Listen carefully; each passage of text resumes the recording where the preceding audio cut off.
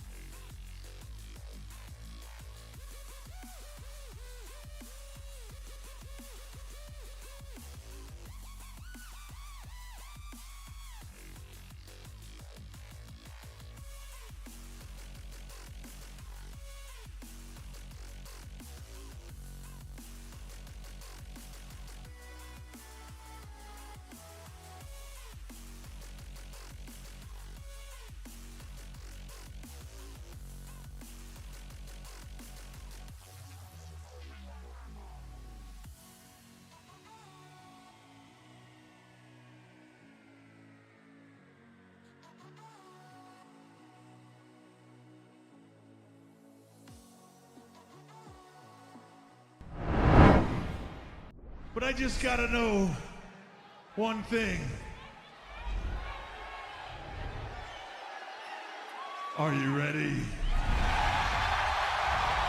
No! I said, are you ready?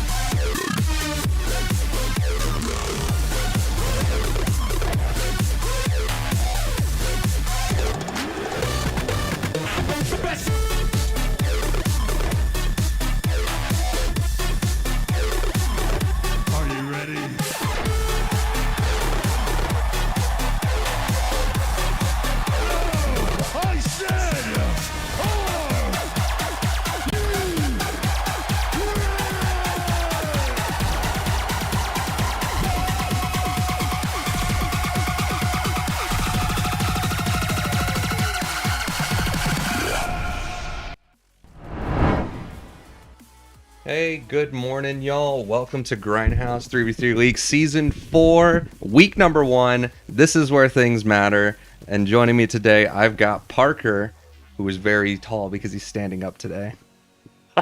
He Yes, stands thank on you. Glad to be business. here. I do stand on business. Perfect. Quick few announcements for you guys coming towards you while I get everything set up for the first match. We did have a little bit of a miscommunication and didn't get the week 6 of the Crash Cast uploaded last week, so that is up for you guys now. So you guys can watch week 6, and then I went ahead and also uploaded the week 7 VOD as well, or week 7, not week 7, Crashcast 7. That's what I get for trying to do two things at once. But yeah, so you guys have those content to watch either after the stream or during the stream. Probably not during the stream, probably just after, but that's all up for you guys. And then the Grindhouse League dashboard is coming to you guys after this week's games. I'll have that up for you guys probably tomorrow-ish, if I have all the data correct. And yeah, that's pretty much everything I needed to cover beforehand. Today's matchups, we'll go over them for you guys real quick. I know you had them in the sidebar, but here's your week 1 matchups. We have Black Bulls versus Demon Slayer Corp in that C tier. Coming up first here, and then we've got Team Avatar versus Powerpuff Girls Avengers versus the International Justice League of Super Acquaintances at that S tier. First time we get to see Comp, Mateo, and Ryan Block on that pitch. They're doing absolutely insane in scrims and stuff like that. Parker, have you had any chance to play them yet? Yeah. I've played them. I think 3 times in scrims, and it is. They're a very difficult team to play against. Obviously, Comp being one of the best players I think Grindhouse has ever seen in a league like this, and kind of Matt and Ryan Block are able to kind of help them here. So very interested to see how they turn out week 1. They have a lot of momentum to carry. I'm a little bit biased because I'm on Avengers, but I think it was last week in scrims alone, they went 26-5. Yes, they did. We only took 1 game off of them when we scrimmed, so they're a very tough team to play. Oh my goodness! Like, what about that is really kind of like? Is there anything special to that? The toughest thing is when you get within SSL, SSL is such a broad rank that there is so much MMR between like a high SSL and then low SSL and GC3, which most of the league is GC2, GC3, couple SSLs. And Comp is even above, he's like 100 MMR consistently over Sabin, and Sabin was league MVP, last season. So just to put it in perspective, it's like it's a GC2 playing a GC3, and we all know how big of a skill gap there is there, right? And so it's that same thing. So Comp is just very threatening on the pitch. It feels like in scrims, every time we put a ball anywhere trying to clear it, he's just there with a controlling touch, and then all of a sudden it's in our net. So it's very difficult to play against him. He seems like he's always there, moving very fast. So I think that's a big part of their success. Okay. So huge come up from just Comp being the greatest player we've ever seen. Yes. Hopefully because of him, hopefully he can stay in our league and continue to be with us. And that way we can, keep having him join up. Oh wait, whoopsies! I double sent that to a person. And I'm trying to stall while we get people in here. Oh, we actually have that team. Who am I missing? Sent that. I sent to the wrong person. There we go. Perfect. All right, we're good. Everybody's been informed. On me, gang. I'm a little less prepared than I was last week. I have everything mostly done. It's just almost all over the place because I got distracted playing balloons. It's all good. Yep. a black bordered covered garden today since I figured out you could put snipers on the bench and then it gives them whole access to the entire map. And I'm like, we're just gonna do Gwen snipers and get my black border and go home. It's great. Yeah, I'm not caught up on the balloons lore, so. No, it's all good. That's for my like 5 other balloons players that I have in chat. Yeah. We are just waiting on that other team there though. How do you feel like your team's doing so far? Like, you guys feel like you're in a good spot, and you think you guys are gonna work through your issues and see if you can make a playoff run? Yeah, you know, it is really interesting. I think within S tier specifically, the third round picks where the biggest skill gap resides between the different teams. And I think that we're very fortunate. I think we have Mac as our third round, and he is easily one of the best third rounds that we possibly could have gotten. I put him up there with Papaya, kind of where I rate him in terms of just raw skill at the game. It took a little bit of time to kind of mesh in terms of 3v3. Because both Mac and I were not 3v3 mains. Oathos, you know, is a very talented 3v3 player. So he's been great, really helping us learn. And then we just got coaching last week from Polar. Guy he gets top 16. Yeah, love Polar. Great player. And so he's been helping us out, and we kind of put some of that into practice yesterday.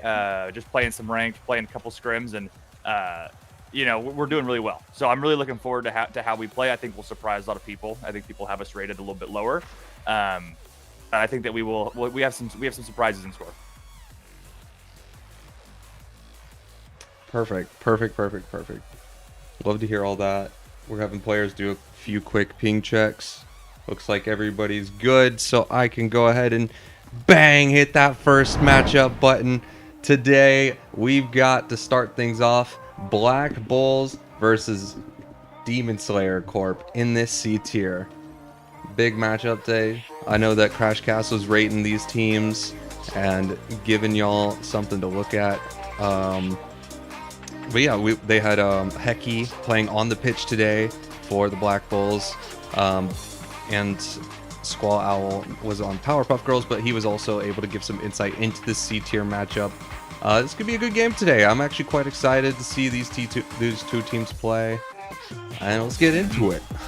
We got just under like 15 seconds, and then I am going. Somebody is trying to call me while I'm streaming. Be gone. This is not your time to talk to me.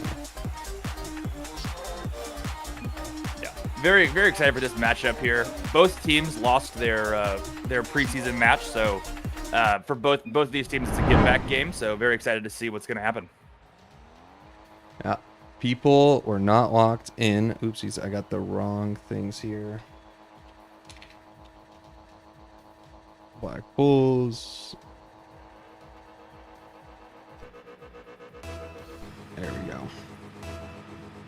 All right, getting underway. Let's see how the first few minutes play out. Oh yeah. Good active start here, though. I love to see players up and moving. No slow starts. Good shot on net. Yeah, keeping a lot of pressure.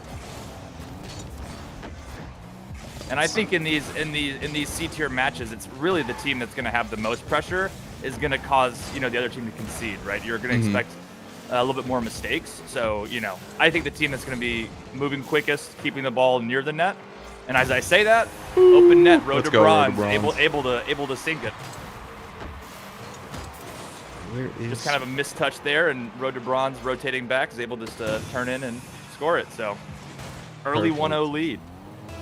Road to Bronze, one of the players I was actually kind of surprised that he fell to C tier. He's got a lot to like support him in his play style, and I think he's got a really solid team here. Road to Bronze typically plays a bit more, you know, outside of the Grindhouse, playing with some IRLs and hangs out, but bro's pretty solid here, and picking up Abacus as well. I'm a little personally biased to Abacus because he's one of my IRL friends, so I play with him quite a bit, and I think he's pretty solidly in that upper C tier range. So with Road to Bronze falling from B and Abacus there as an upper C tier player, really strong duo there. Speaking of Abacus, there's that shot in. Yeah, it's one thing that I do want to note is with the influx of higher S tier players, you've seen a lot of these players, like you said, Road to Bronze dropping from B to C.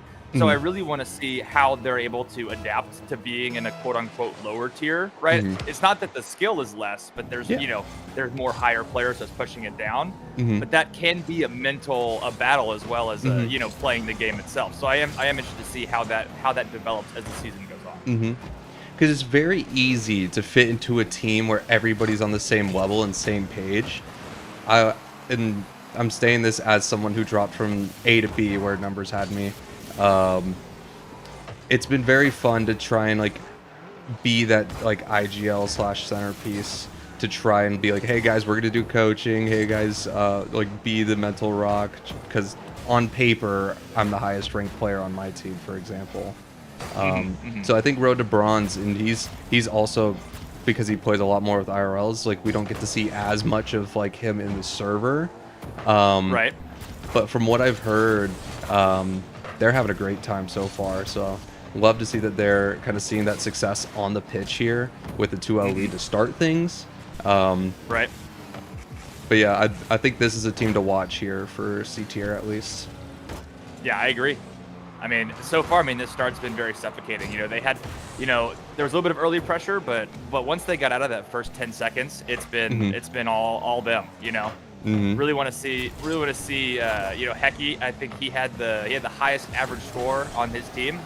Look at another open net Road to Bronze sinks. But Hecky had the highest average score in his team in week 0. So I really want to see him step up. He needs to kind of be that leader and get some saves, some shots on, and go from there. So. And like I'm seeing good offensive opportunities here for the Black Bulls that they aren't just quite able to finish, or like they'll have to make like a risky dive to even like get it on target.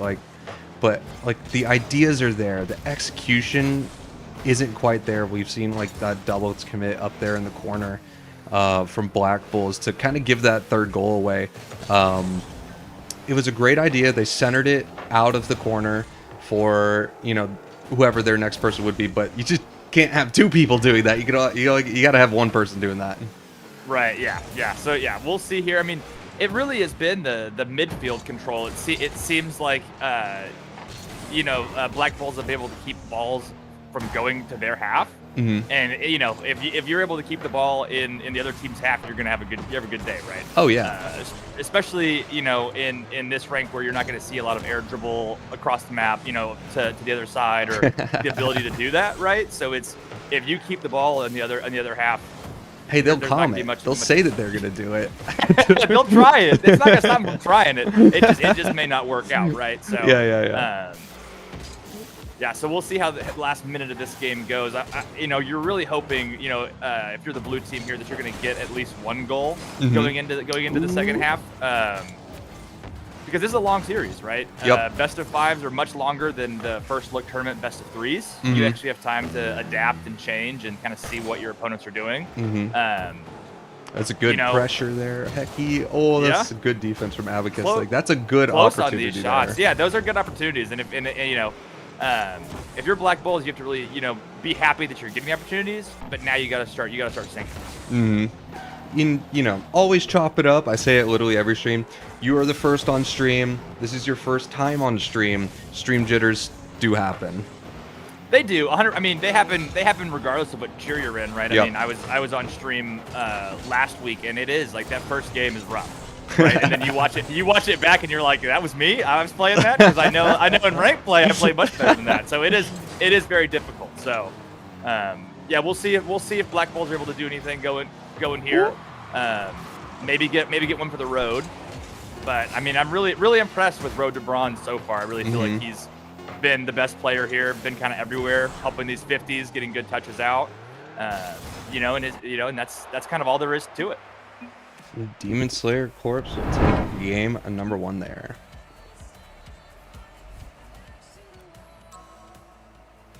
Wait a second. I didn't see that. Voodoo has a RLCS 2025 contender tag, bro. What is that? I didn't see that either. I don't know what that's for. Bro, how did you manage that one? Maybe he was a coach? I have no idea. Has to be. I mean, Forbidden Temple. You wouldn't be in C tier with that. Yeah, with that's that true. tag. I mean, you'd be above comp, right, if you had Yeah. that tag for real. So, Oh, no, so yeah, you would comp not. can so make day 2. Yes, no, that contender tag is a top 16 tag. That's that light Oh. blue tag. Yeah. So Oh. yeah, that is top 16. That is not Oh top, my top, goodness. Top 128 is the dark blue and it says challenger. If you see a contender tag that's light blue like that, that means they are top 16. Oh, So, okay. Yeah, so definitely not where he's at. You know, he was not a player on that roster, but he might have been a coach or a sub because if you're a substitute and you make top 128, you don't get the tag, but substitutes that make top 16 do get the tag. So he could have just been a sub for some friends. So yeah, there's some intricacies once you get up to into those higher ranks. You can kind of see people that are have different tags like that. Yep. Okay. I feel like that would be an end goal for me. Like, yeah. Well, if I got a blue tag like that, I'm done. Yeah, I'm out. It's hard. I mean, yeah, it's very difficult. You know, and I will say, so, you know, looking back on the preseason matchup, you know, Demon Slayers did lose, right, 3-1. So, you know, a tough series, but Road to Bronze was averaging 500 points a game, right? So if he's able to keep that level, and we see, you know, Shinobi and T-Slays or Abacus here, like following that, then I expect this to be a very difficult game for Black Bulls. Sorry, I had to fix that real quick. Everybody didn't want to join the match for some reason. I think Rotobron's got disconnected and then things got wacky. People weren't joining. So I just had to override that real quick and say, no, we're restarting from kickoff. Get this wackiness out of here. Well, look at that. Good first goal from Black Bulls. I mean, maybe the technical pause is helping them out, right? Yeah, for real. Yeah, They paid me for that one. I'm sorry, y'all. Yeah, I mean, this last game and then the first 12 seconds of this game, you've seen Black Bulls kind of peppering the backboard, which again, great strategy in some of the lower ranks because it's very difficult reading those balls going over your head, and that one leads to a goal. Ooh, so. Wait, hold up. Oh, dribble! Can't get it past Abacus, but I mean, they're feeling themselves. Maybe they got that first game jitters off stream. You know, now they're ready. Go down 3-0 and then start being like, all right, we got nothing to lose now. Yeah, time to lock in, right? I mean, close shot from Road to Bronze. We'll see if they can keep pressure. It's a great pass read out from back. Voodoo. Yeah, good read from Voodoo. We'll kind of send it away though. This will give Demon Slayer Corp some time to actually try and formulate an offense here. But good pressure. Yeah, but I mean, you see here, tracks. they're taking every time they get a shot. They're taking it on net, forcing Demon Slayer to use some boost, actually try to save the ball, and you know that's a good recipe for success. And even with the ping disadvantage here, because we got to keep in mind 2 of the Black Bulls here do have some ping disadvantage. It is still looking like it's being relatively a non-factor here. Coming into game number 2, things have been much smoother according to game plan here. That's a great play. Yeah. Have you played on this high ping before, Darty? I have. I've done many in-house on EU servers, and thankfully I don't have to do it super often. And we kind of forced the league to play US East, so I don't have to deal that as much as some other people do. But especially if you've played with Jonk at all. He'll be playing at like 280 ping, and then for funnies we'll swap it and give him like 30 ping, and everybody else will be on 280, and it's you kind of have to put in your moves like it's a chess game. Yeah, I've been having to play in Europe servers for ranks with some of the problems that Rocket League's had with bots and DDoSers, and it is challenging. There is a lot to be said about being able to read 50s and skims quickly, because those are the worst kind of touches when you're on that high ping. Is 50s go not where you expect, and you can't read a skim until it's already over your head. So you'll expect these higher ping players to play more aggressive, right? They're gonna try to, be the first to the ball because reacting to the ball is a lot harder. So we'll see if they're able to stay aggressive, and that'll actually bode well for them. And their ping. So That's a good pop in the center. Heck, he should have this one here. Beat around 1. Pops back in the center, but Road to Bronze with some great positioning there. Covers that middle and really locking down the defense. Yeah, I want to see, for Demon Slayers, it seems like Road to Bronze is getting the ball to the midfield, and there's not much boost to be had for the other two. So I don't know if that's a lack of pad pathing or something like that, but I want to see them have at least a little bit more boost when he's going to set up plays, so that way they're there to follow them. Yeah, another good shot. Like I said, Black Bulls is doing a great job of putting just pressure on net and forcing them to use boost to save it. So. Oh, a little bit of a misread from Shinobi's, kind of fumbling that offensive opportunity there, unfortunately. But it is looking good here as everyone in Demon Slayer is like they're seeing the time tick down, they're getting involved, they're looking for something to happen. It's a good backboard bounce. He's awkward on it. Can Abacus get anything here? But no, it will be a 50 to Road to Bronze tip. Nope, we'll go straight to a defender. And just holding down that back line. Spicy Shinobi's doing a great job trying to keep things safe while Abacus and Road to Bronze are sending things up top. And now I am not familiar with the C tier because I know that there are 4 players on each roster. Yep. So is that just they're able to pick based on the day, or is that they have a set 3 and then the 4th might play depending on availability? The latter. So okay. You can, like, if your 4th is like evenly matched with all your other players, then sure, you can play them whenever you want. But realistically, and historically, C tier has had the most scheduling problems. So we've allotted to give them 1 extra player. Nice Hecky, able to finish that one through. Yeah, way to be patient there. Didn't rush the shot because he knew there was no angle on while it's going along this wall. Shinobi misreading there, jumping off the wall, but then a good follow from Hecky there to score it. So it looks like this was a good bounce back game, right? Yeah, for the Black Bulls, right? It's exactly Stream what we're jitters talking about. out. Yep. Black Bulls in. But yeah, so historically, oh my goodness gracious! Wow, what a shot from Road to Bronze. Abacus there to follow it. I mean, that is impressive. Chat, there's a chance. That is impressive, but you don't want your whole offense to be based on someone peeking, right? Yeah. That shot doesn't go in very often, so that is difficult. Wait, hold on. Ball stays up. Hold up. Bronze is there. Oh no, That'll he drop. misses the scoop. Yep. But Black Bulls will take that one. But yeah, again, finishing the sentence that I had like 3 minutes ago. Yeah, C tier has had historically the most issues, so we gave them an extra player, just kind of smooth things out. Sometimes the players can feel that like, oh no, I've got drafted and I'm not going to play. No, you will be needed, trust me. Like, right. It's a team effort. Everybody's needed. Oh yeah. I mean, we can see it even in S tier. I mean, there have been already several games where you've had Carr subbing in for Mario. Like you see it all the way through. So that makes sense that in C tier you're going to have that extra player, and that extra player will get playing time, right? Yep. Not to mention, the season is long, right? And you can have players really develop. If you're hitting the training packs, you have you're something kind of clicks and ranked. You might see some of these rosters end up changing up depending on that. So. Absolutely.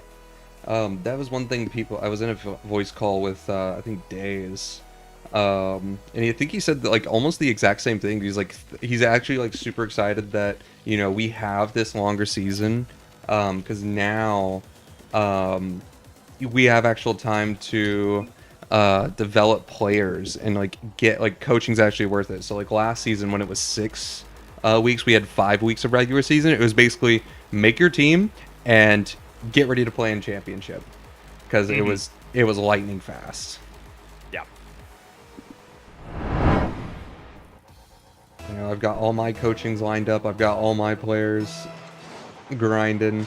We're doing things as often as we can. So hopefully it's like just happens across the board. Everybody just gets to improve, and it's just such a fun time. Yeah. Yeah, the coaching and being able to have some of the fun set aside for that is one of the biggest parts for player development just in general. I mean, I saw the biggest leap to my game when I actually was able to have a coach and have a have some dedicated time to looking at my own replays and understanding that. So really looking forward to kind of how that's going to develop some of these players.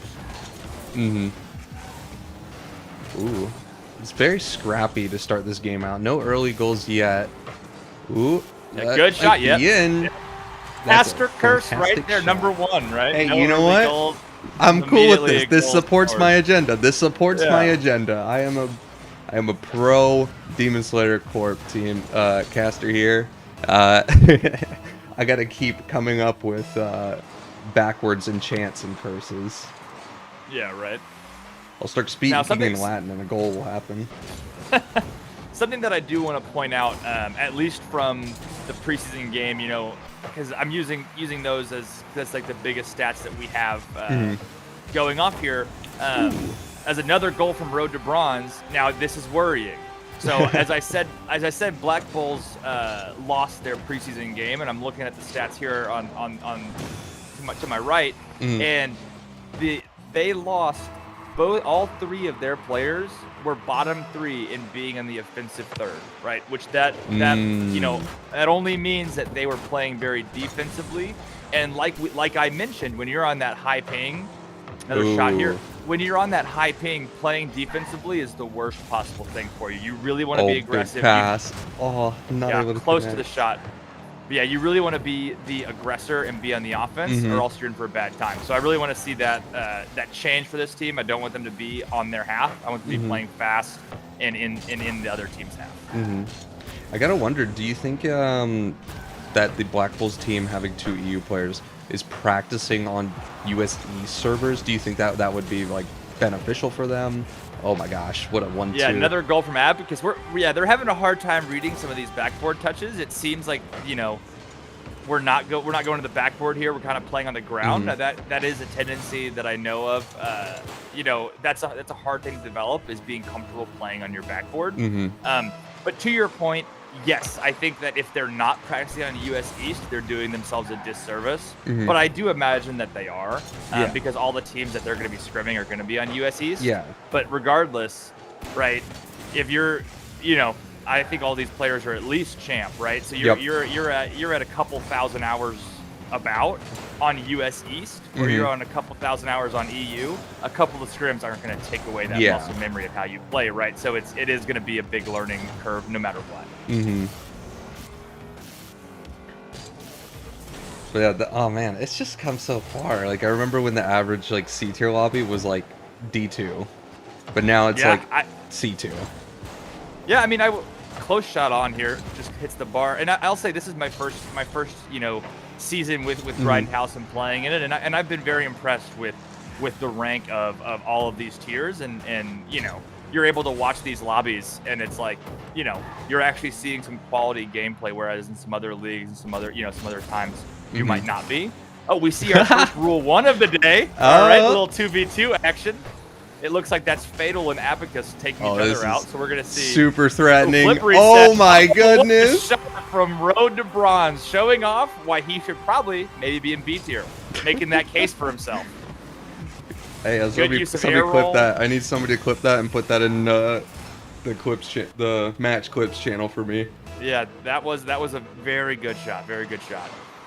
Good control in that flip reset too. Sometimes when you get that flip reset, you can bounce off. He did a great job of staying with it. So very, very nice shot. Good passing play. Ooh, it's so threatening. Almost. Uh-oh. Stuck on the post. Getting caught on the still post. Rotate. It's a good pop to Mr.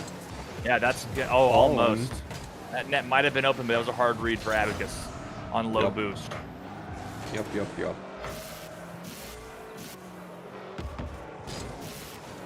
It's just been, it has been all Demon Slayer Corp right now.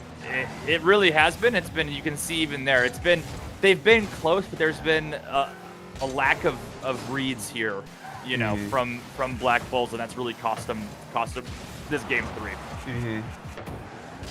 Like, they're spacing decently well, but then they're giving away just a little bit too much space so that the Demon Slayer core can just get multiple touches on a ball. And it's like, okay, you can read the first touch, but then he touches it again and you're read is you have to change your read.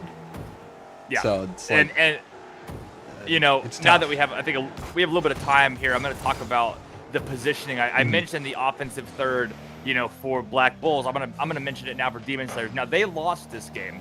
Okay, they lost this series, and their average in the offensive third at the lowest was 28%.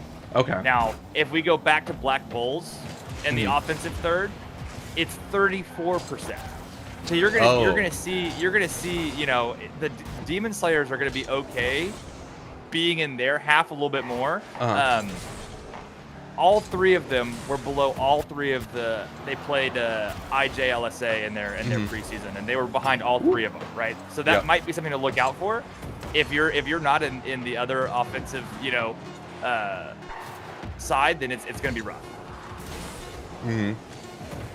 Quick over one. Doesn't look like we'll get one for the road, but that will be Demon Slayer Corp taking game number 3. Yeah, a very dominant game. Again, when Road to Bronze really kind of has his way with the field, there's not much that that Black Bulls can do. So if you're the Black Bulls, I would take this time and breathe and really focus on, okay, how do we make Shinobi and Abacus beat us, right? We don't want Road to Bronze beat us. How can we make the other two beat us and take some out of the play, right? And we'll see if they're able to make some adjustments there. I would like to see them be a lot more aggressive. Okay, we're not seeing enough bumps and demos, you know, and so I think if they're able to start doing that, then you'll see a much better, game from them.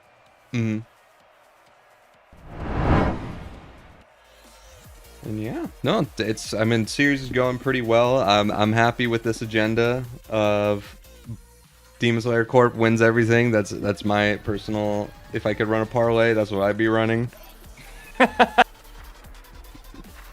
No, they can go. You can just go. Why do you keep leaving the match, bro? What is this? Or the Bronze has left the match twice and it caused problems. Oh, I mean, I don't know about It's Red not Bronze. even a car change. That's right. That's what I was gonna say. Is for most people that means a car change, but I don't know. Maybe he has some superstition. I know some gamers are very superstitious about some of that, right? He might have to join the game and leave just to be right, you know. I mean, you know what? Sure enough, whatever. Sure. And I will say, talking about cars, something that I love about C tier is you're gonna see the best car designs out of any of the tiers. Oh, great shot from Voodoo. Fatal can almost follow that up. He does. Floater. Great first play. But yeah, you're gonna see some of the best car designs in C tier, right? Because when you get to A and S tier and a little bit of B tier, it's gonna be Mina Finnick, it's gonna be Stocktane, it's gonna be what did Zen rock, the last regional. And then here it's like, hey, I'm gonna be all red with a red goal explosion, or I'm gonna have, I don't even know what car. I think it's Heki's in. I have no idea what card that is. I haven't seen it, in like 8 seasons. So we'll see that. But first 30 seconds here. Very happy with how this game's starting. Oh, I think that's the Dominus GT. The Dominus GT. I didn't even know they had that. So it's like the it's like the Alt Fennec, or like the Octane ZSR. Oh, okay, yeah. It's no, like I similar don't. to That's all right. I mean, I think the last time I used a car, it was the Ford F-150. And so that was like the only car I used. Oh, you're telling me you didn't buy the SpongeBob Pattymobile? I did not. I wasn't in Abspec's good graces. I couldn't get an extra copy of that one. So. We didn't have the budget for that one. Yeah, that one wasn't built into the league funds, so I couldn't take on that car. Understandable. I mean, we said that they have the best car designs. There's still 4 Fennecs here. It is going to be hard. The Fennec, not to get too technical, but once Rocket League changed the hitboxes to be only the 4, I believe it is now. Yep. And the Fennec just fits that Octane. Is it 6? I know they have a couple of like custom ones that are a little bit strange. Oh yeah, they have some weird ones, but like the 6 standard. Yeah, but like Merc, Dominus, Breakout, Octane, Breakout, Plank, Batmobile. Yeah, that makes sense. But yeah, the Fennec just fits that Octane hitbox the best visually, Yeah. and that Oh that my allows for goodness. better touches. Oh. The bumps from We'll Road to see. Bronze were great. We just Yeah, needed that's, one. again. Oh, that is Oh, that an pinch oh, back. Abacus is what there. a save. Voodoo trying to keep that in. We'll see if this pass mid comes out. Road to Bronze is there for the save. Voodoo meets him midfield. Road to Bronze, not much boost. Good pinch from Hecky. Trying to keep this one in. I mean, again, see, this is what I'm saying, though. You see, you see the Black Bulls that are really, Ooh, good keeping patience. Is pressure. there a finish? keeping Oh pressure no. Close. Oh, Yeah, that's they're keeping pressure at unfortunate. midfield, and it's making it much harder for Demon Slayers, to play the game. Mm-hmm. I mean, we're over halfway through, and we've had some good threatening opportunities from Demon Slayer here, but they haven't been able to capitalize in this game like they have the other 2 games so far. Oh, Skim? Oh no, they opt for a pinch. Yeah, close on the read from Voodoo. Hacky's gonna be able to keep this one out. Ooh, good. Good call there. I done. like that. He left that for Hecky. Abacus was just there to read it. Yep. And good speed from Abacus, able to get that mid and then turn back in. Recognized the space that Shinobi had left him and said, all right, I got you. Good comms. Got Shinobi to back off and made the play well.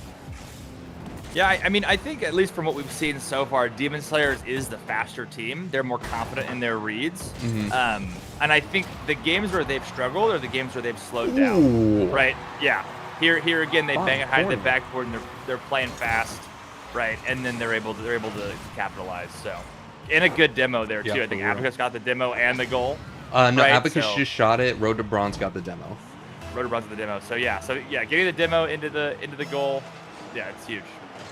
His first man off ball has really been threatening. It's been a huge Yeah, factor in the series.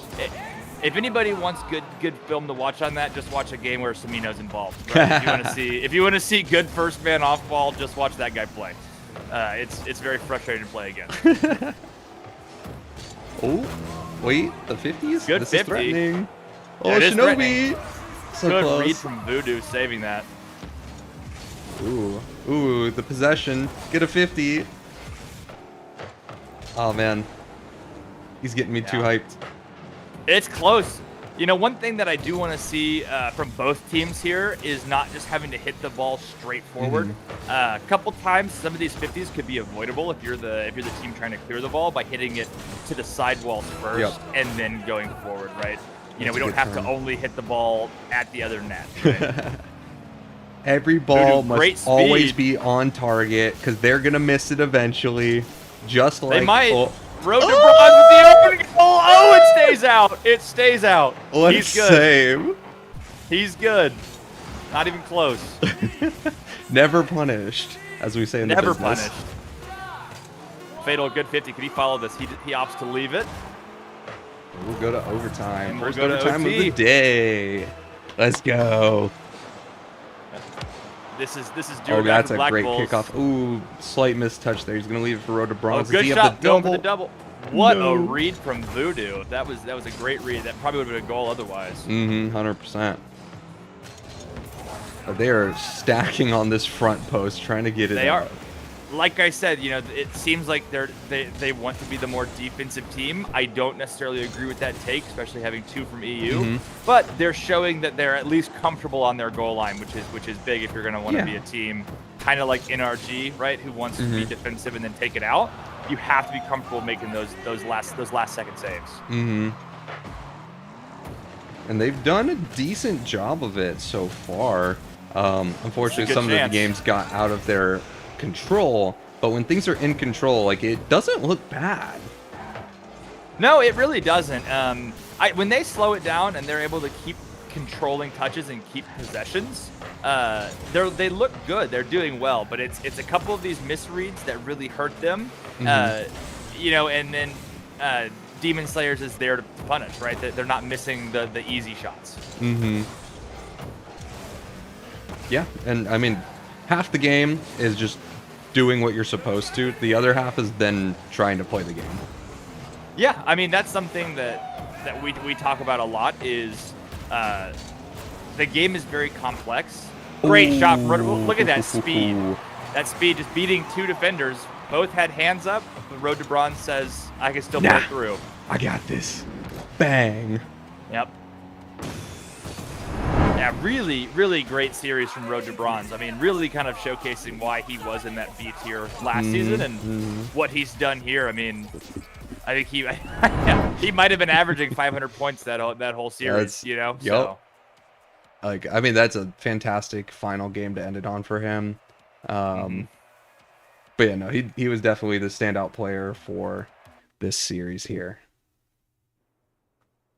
And with that, we are going to take a quick 5-minute break, and then we'll be back with you guys for your next matchup. We've got the B tier coming up. So don't go anywhere, and we'll be right back. It double pressed the thingy. We're pressing it again.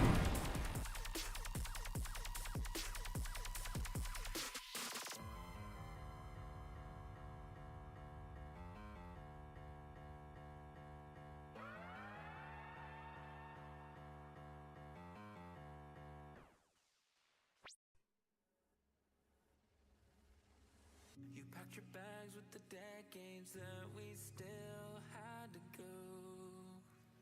I'm not surprised in the least that you thought I wouldn't notice that. I never gave any attention to your problems. Resemblance in new blocks is dragging me to the bottom. This was the worst idea that I ever thought of, but I cannot dream it now. Dark clouds come rolling in. I'm not ready for the rain. When love tears you open, you're never ready for the pain.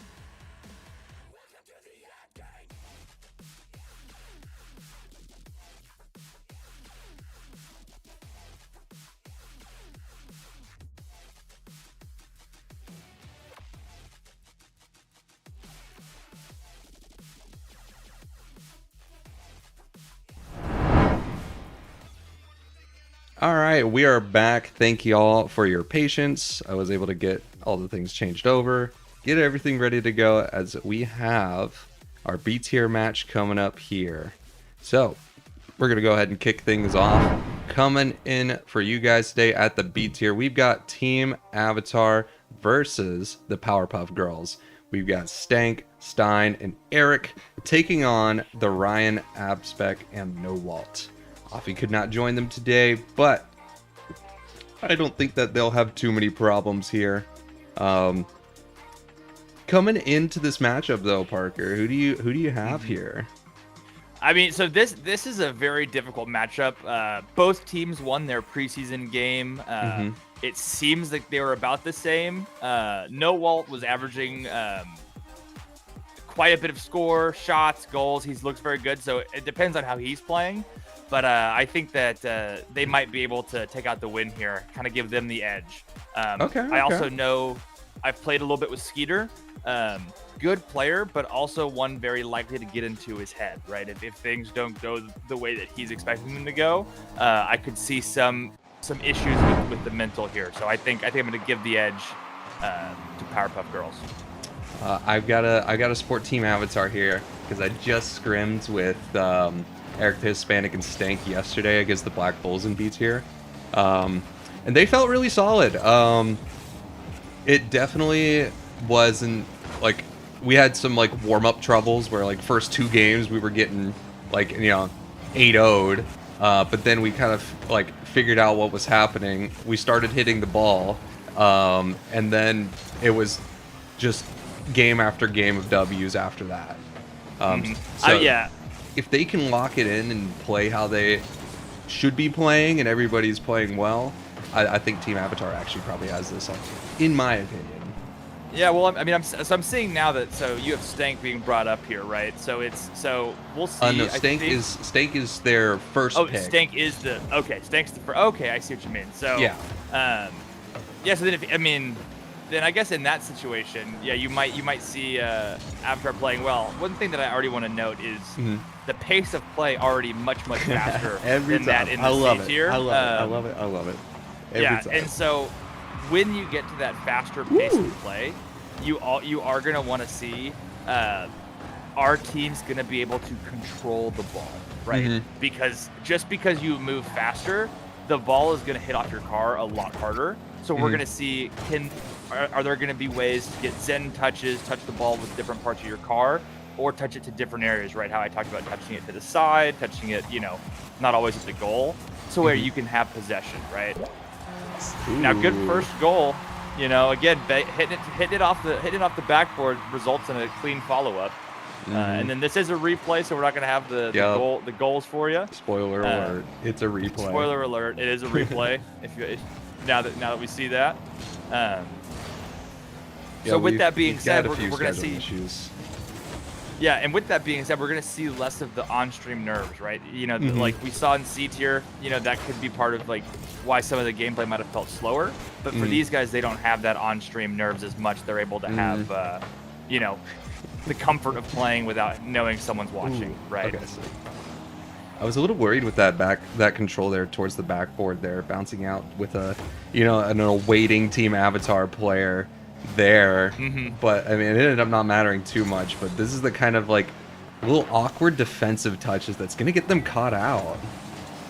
Yeah, and taking control on defense is a very difficult skill because in threes, I don't know. I don't really know these players as well, right? So I don't know if they're threes mains, twos mains, what their main type of game mode is. Everybody here kind of just plays a bit of whatever. It's not really hard twos or threes mains at this point. And I do know that, even if you're wanting to play just some games, twos is the most common game mode, right? Yeah. So there's some tendencies there that are gonna kind of flow over. And one of those is taking defensive possession, where in threes you're gonna have an extra player, who's going to be playing first man that will dive, kind of like how Eric just did here, right? Where you're able to force a ball out.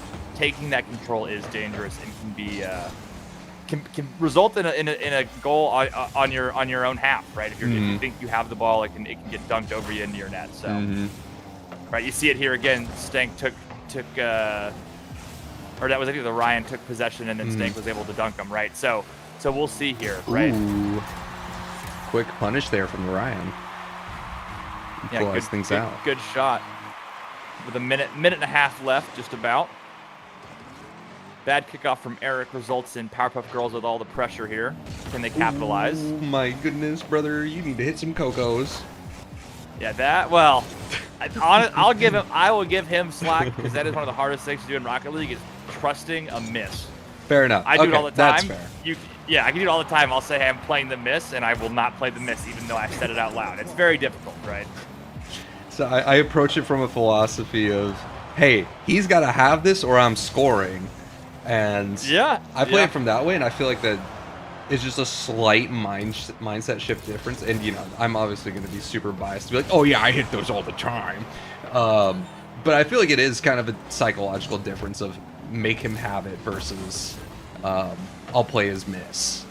Yeah, there might be something there. I mean, I think also, there is like when I'm playing ranked, I don't see people miss those, right? So then it's another thing entirely to be like, okay, the one time in a game that he might miss, I'm playing it, and then I don't actually play it, right? There's a little bit different. Wait. Good save from Eric. Finish? Oh no! Now they're able to have a good goal line stand. Oh, now this is dangerous. OT? They don't have much boost. Oh no, OT! Not much boost. Yeah. No. That is a very difficult thing. Great shot from Powerpuff. Way to keep pressure on. When you smell blood in the water and there's not much boost, you have to capitalize, and that is what they did. Oh no, that was almost perfect there, but taking game number 1 Powerpuff Girls in the last 2 seconds there. Yeah, I mean, again, really good pressure from Powerpuff Girls and able to really keep the boost low, right? And for Avatar, and then they're able to capitalize on that after, right? So, you can see here the average boost. Like I said, look at that average boost. That tells the whole story, right? 52, almost 53 average boost versus 39. You don't win games when your boost is that different. Unless a team is seriously choking the shots. So if you're Team Avatar, you have to get your boost up. You have to chart pathing around pads, and you have to fight for your own corners, right? You can't just let them have all the boost. You know? Yeah, and I mean, even then, it was still a close game because the possession for both teams was relatively even. So not too crazy one way or the other. One team there looks like they're fighting back and forth for control of the series here. But we'll have to see how game number 2 goes. Yeah, and I will say having possession is great, but if you don't have the boost to actually do anything with that possession, then that makes things a little bit more difficult, right? Yeah, 100%. But so we'll see here if Powerpuff Girls are able to keep on the pressure. I like how they're moving. They're hitting the ball off the corner. I like this. It makes it much more difficult for the opposing teams to read when you're not just trying to hit it right at the net. Oh, whoopsies. Let me bump up Powerpuff Girls for that first dub. Because it's a replay, it's not going to track the games for me, and I'm a bit sad about that.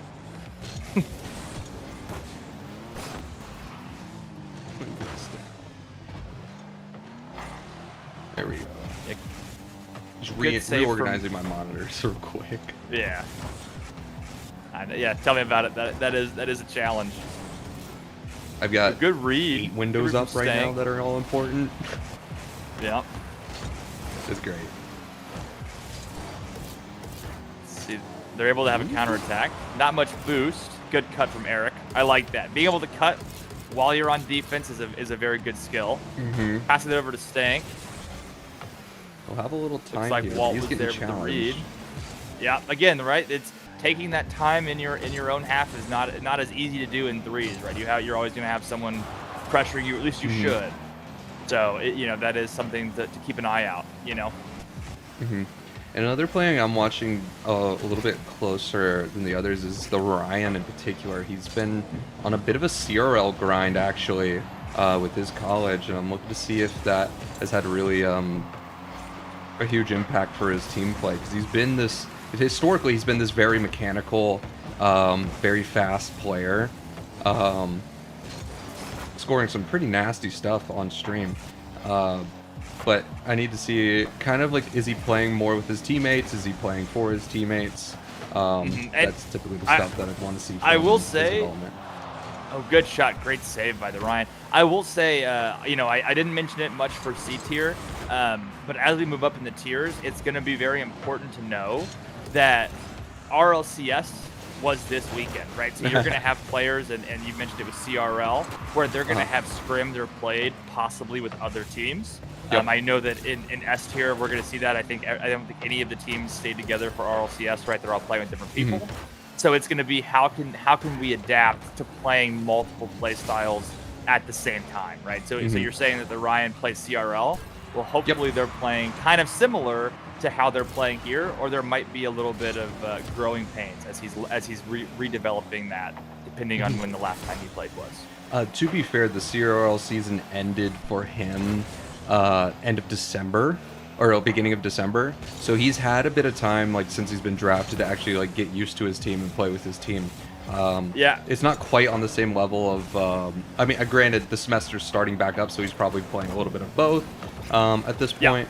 But yeah, I do know the CRL season hasn't officially started, but now that school's back in session, a lot of those teams are at least starting to scrim again or play some ranked and kind of get back to it, you know. So we'll see there. But so far, it's been a stalemate, really. You know, have a couple of good opportunities on both sides, some good saves, nothing too crazy. You know, we've taken some control touches. We're trying to get the ball into threatening positions, but I think both teams are kind of realizing that right now, nothing really threatening has happened, so nothing's made anybody awkward, right? I think if I'm Powerpuff Girls, I'm really hoping to start finding some more demos and some more boost steals, right? I think, you know, right now they're all sitting on about half or over half. That's too much boost to score on, right? Unless there's a bad play or a misread. So we really want to start trying to limit how much boost they have. I'd also like to see some different attack angles out of Powerpuff Girls. We're seeing mostly drives through the corners, trying to find a teammate out on that part. I feel like if they started to utilize that midfield a bit more, they'd be able to actually convert a bit more successfully. But it's been a lot of like, all right, shove things. I mean, and granted, at these lower tiers, it does kind of end up being that way, where they're like, all right, shove it in the corner. They scrap for a good 30 seconds, and then somebody makes a mistake, and then it's in the net. Good 50. Yeah, like, literally I mean, like that. Again, right? But I mean, that's what we were talking about, where we're taking, you know, we're taking control, you know, in our half. Those things will happen, right? Yeah. So something that I also want to see from both teams, and this goes for all of these tiers. Like this touch there from Stank, it's just a bang high. Maybe we take it. Maybe we take a dribble touch, right? Maybe we take, hey, one extra touch to myself. I change the angle of attack because that, you know, he was already getting pre-jumped, right? So taking a control touch on the ground. Not everything has to be an aerial attack, right? I know that if we watch RLCS, we see those. But if you watch like Appjack play for GK, he scored a couple goals yesterday. They were, you know, the group stage was happening and the quarterfinals were happening for EU. He scored several goals with just dribbles and then, you know, cuts and shots. So something that I want to see that too. You know, because you can see again distance traveled in the air. Way more for you know, Powerpuff Girls. Again, I want to see some dribbles. I want to see some ground play, right? Let me see some of that. And we take this simple one touch, and that, you know, makes everybody's lives better.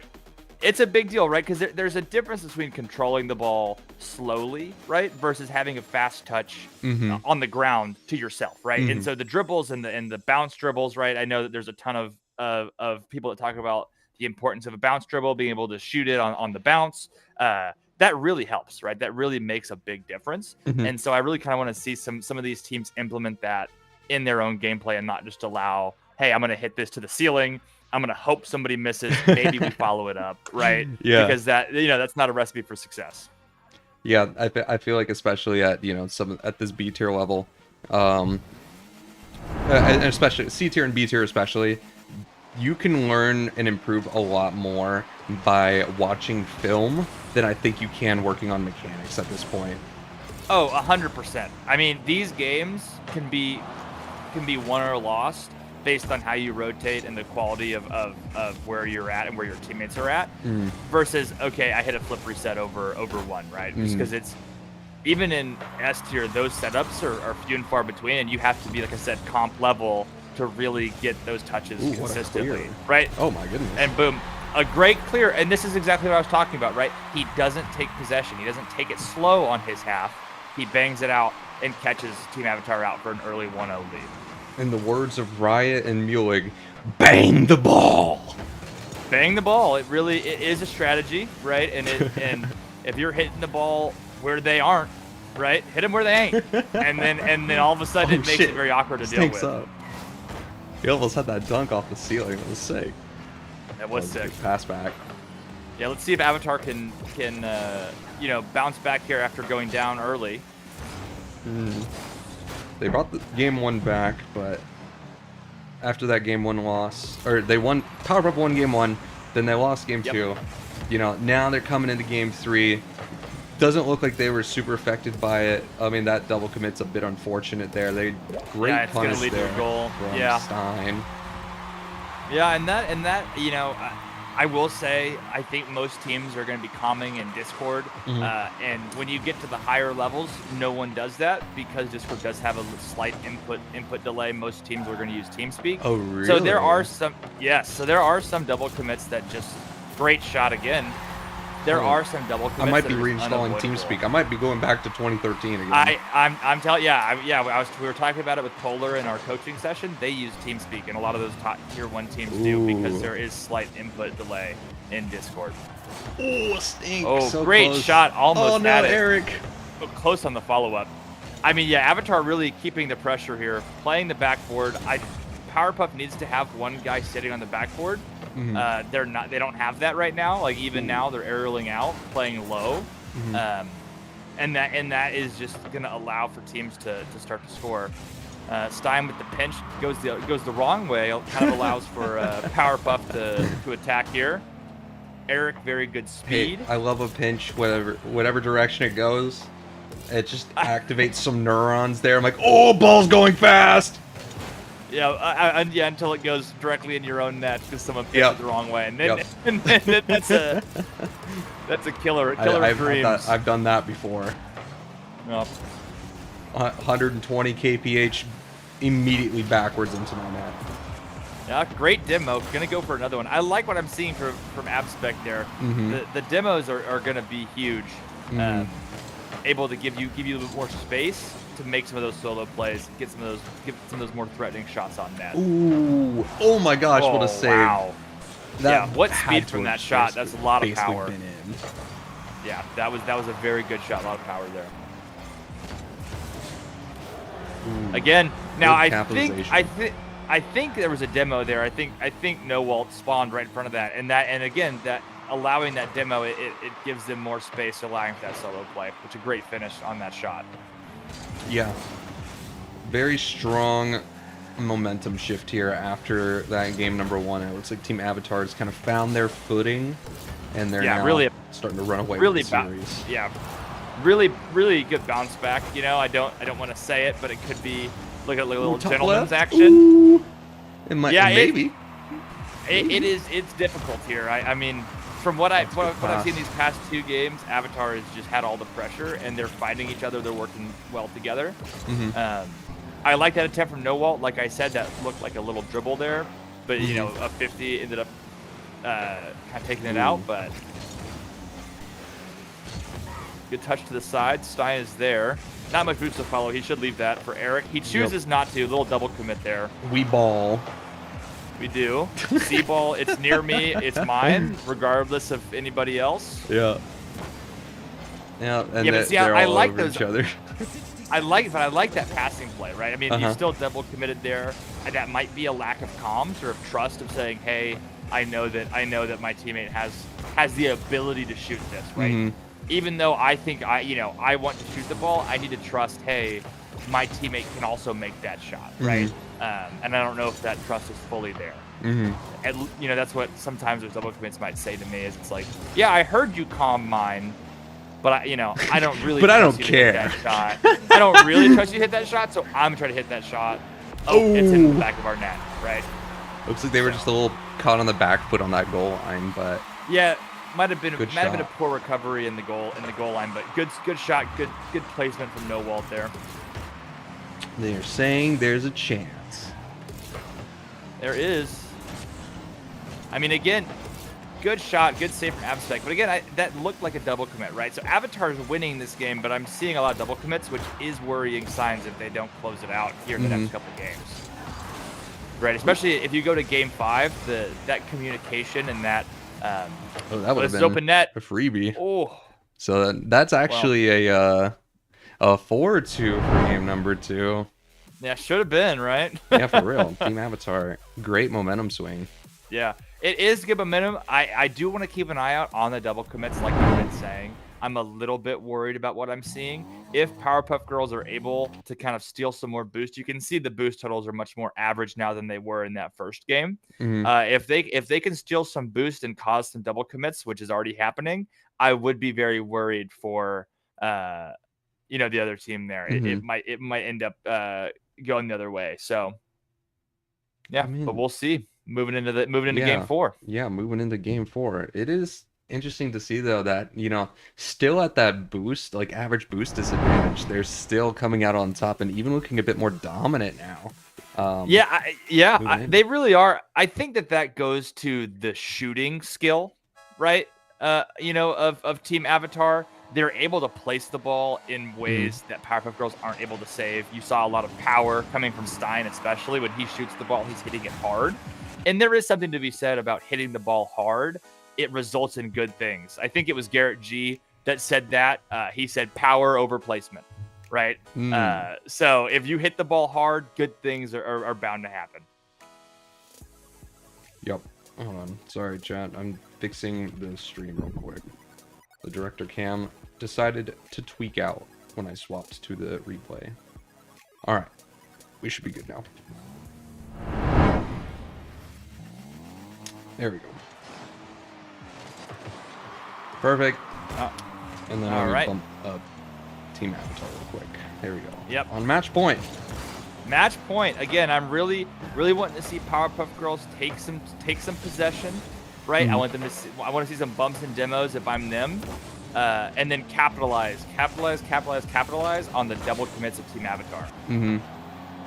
Yeah, see right there again, that shot probably No Walt wants that one back. I think he probably would have scored that, most of the time. So it's shots like that we need to sink if we're Powerpuff Girls. All right. This is a good A center great here off the read ceiling. from Stein. Wow, what a free jump. Leaving that for Stank. I like that. Take the boost, rotate out. Right? It's good. You don't have to do one to hit the ball. Leaving this for Stein. Ooh, Stein wow, to the good ceiling. Free from Ryan, just Yeah, waiting on that Ryan backboard. waiting on the backboard. Again, key component of the game is waiting on that backboard. So here, I like that Optic Gaming decal. Shout out my boys at Optic. Oh, that one's in. Ooh. Bar down. I think that was Stein. It was a good shot. Able to hit that bar down. See, I mean, yeah. So if you're Powerpuff Girls, you really wanted that first goal because it seems like Avatar has all the momentum. That it should was have a been a chance. goal. That should have been a goal. Again, it's a couple of chances. Now that might be getting to Powerpuff Girls, right? They've had a couple chances. They've had some opportunities. When they stop falling, you start getting a little nervous, a little like, okay, well, I got to do it myself, and that's when the team play kind of crumbles. So we'll see if they're able to mentally lock in and stay as a team. See, Stank should have that read. Good try on the bump by the Ryan. I like that. Need that aggression. That's a good bump across. Oh, see the demo there. I don't know if we should have pinched that across. We just take the time. We know our teammate's getting that bump, right? It results in an open net, but we pinched it across. Our teammate can't score that. Gyro Good might have 50s. some choice words for this replay review. Yeah, I mean, Oh my! Oh, yeah, come on, it's so close. it is. I think there are just some touches that are being made too quickly. not recognizing when you have the space, Mm-hmm. and then not capitalizing when you do, right? Some of those shots that are going off the crossbar or a little bit wide to the right or left, you really would like to see those back and actually put those on net, right? Force the other team to use boost and make a save, right? So, you know, I played baseball growing up, and we had this saying, right, that you would rather hit a ground ball than a pop fly. Because even you know, a 75-year-old can catch a pop fly if it's hit right at him. But if you have to make somebody bend down, read the ball on the ground, and make a good throw, right, much harder play. So it's kind of same philosophy. You want to put the ball on the net, make them make a save, make them at least earn the victory. Don't just hit it away. But we'll see. Last minute and 45 here. I mean, I really am. I'm not worried. Yeah, but I'm not worried about Avatar. I really haven't seen anything too threatening. We're kind of hitting the ball. We're turning with 0 boost, throwing ourselves in their corner, right? I would like to see, again, more control. Play with boost. Look for a passing play or an air dribble bump, something of that nature that really will give you some space. And if you're Avatar, I mean, let them bang it. Let them hit it. They haven't shown you that they can score, so you know, there's no threat here with the ball. I think it's been a lot of Team Avatar trying to keep pace with things and getting caught up in the pace of how maybe Powerpuff Girls want to play, and then it's like just fast bang after fast bang, and you know they're like fast cuts and turns. Ooh, that's so unfortunate. Wow. And then again, I question, where's the second man, right? If you got that ball over, it's rolling on the goal line. Where's our second man playing? Yeah. 1v1 opportunity. Stein looking for the on bump. target. Not a good clear. That's gonna, yeah. And again, looking for the bump, taking a dribble touch, it results in a goal. The dagger? Is that enough? That just might be it. I mean, it's still close, but it's like, ooh, It's wait, close, Stank? Oh, flip reset double. Wow. Okay. And then Stein top right. Yeah, I think that this is. So I mean, if you're Powerpuff Girls, there was a lot of good, right? But Avatar just seemed to have better touches, better control, and they were using their boost a little bit more efficiently, right? Avatar or Powerpuff had a lot of the boost, but they didn't do anything with it, right? Yeah. So that's something that they can, you know, we got to go back to the drawing board. Open net here, yeah. I mean, that is the unfortunate part about some of these games. When you have only a few seconds left, it feels like your back's on the wall. You're gonna commit for something that you really shouldn't. And it's, you know, because the game's already over, you're going to try something. Maybe Spec can take a goal for the road home. Spec. Close on that double. Holy, that I like it. Sick. Yeah. Yeah, he's having fun with it. And that will be the series there. And that'll be it. So we do have our first gentlemen's of week 1. I think we had 3 in week 0 or something like that. So the first one of week 1, right? Avatar out to a hot start. You know, again, I mean, very solid series. Oh, that is the wrong Avatar, team. I pressed the wrong button. That's okay. We understand. We know it was Avatar. But yeah, if I'm Avatar, I'm very happy with that series. A lot of good things, a lot of momentum going into week 2. They're a team that I'm watching. I think that team is going to be very good if they're able to keep up with how they look this week. I am just concerned with their average boost. If that continues to be a trend, if that doesn't get fixed, they're going to have some issues. I agree.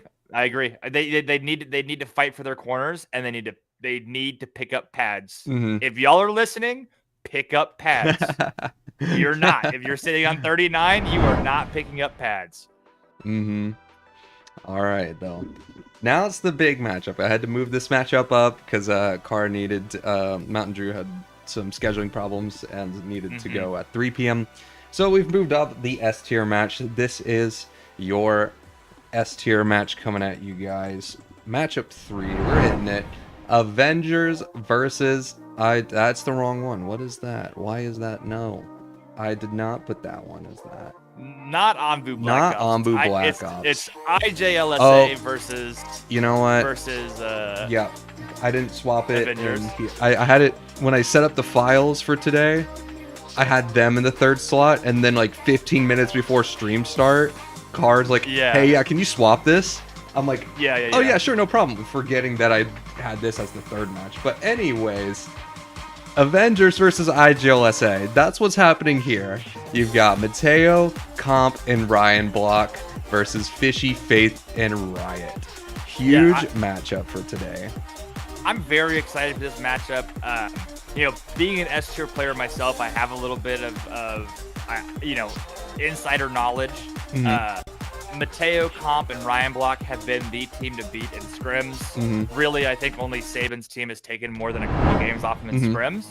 Meanwhile, Faith, Fishy, and Riot have been the exact opposite. They have been probably one of the worst teams in scrims, and most teams have had their way with them. So this allows them to really have a get back performance, right, and start the season off strong, right. And so I'm really looking to see if IJLSA can actually catapult themselves into the win column with a huge upset. I cannot understate how much of an upset this would be. And look at that already. You're seeing Fishy with a great shot, good touch around, and then with the shot. So yeah, I think keys to success, right? If you're IJLSA, is can you neutralize Comp?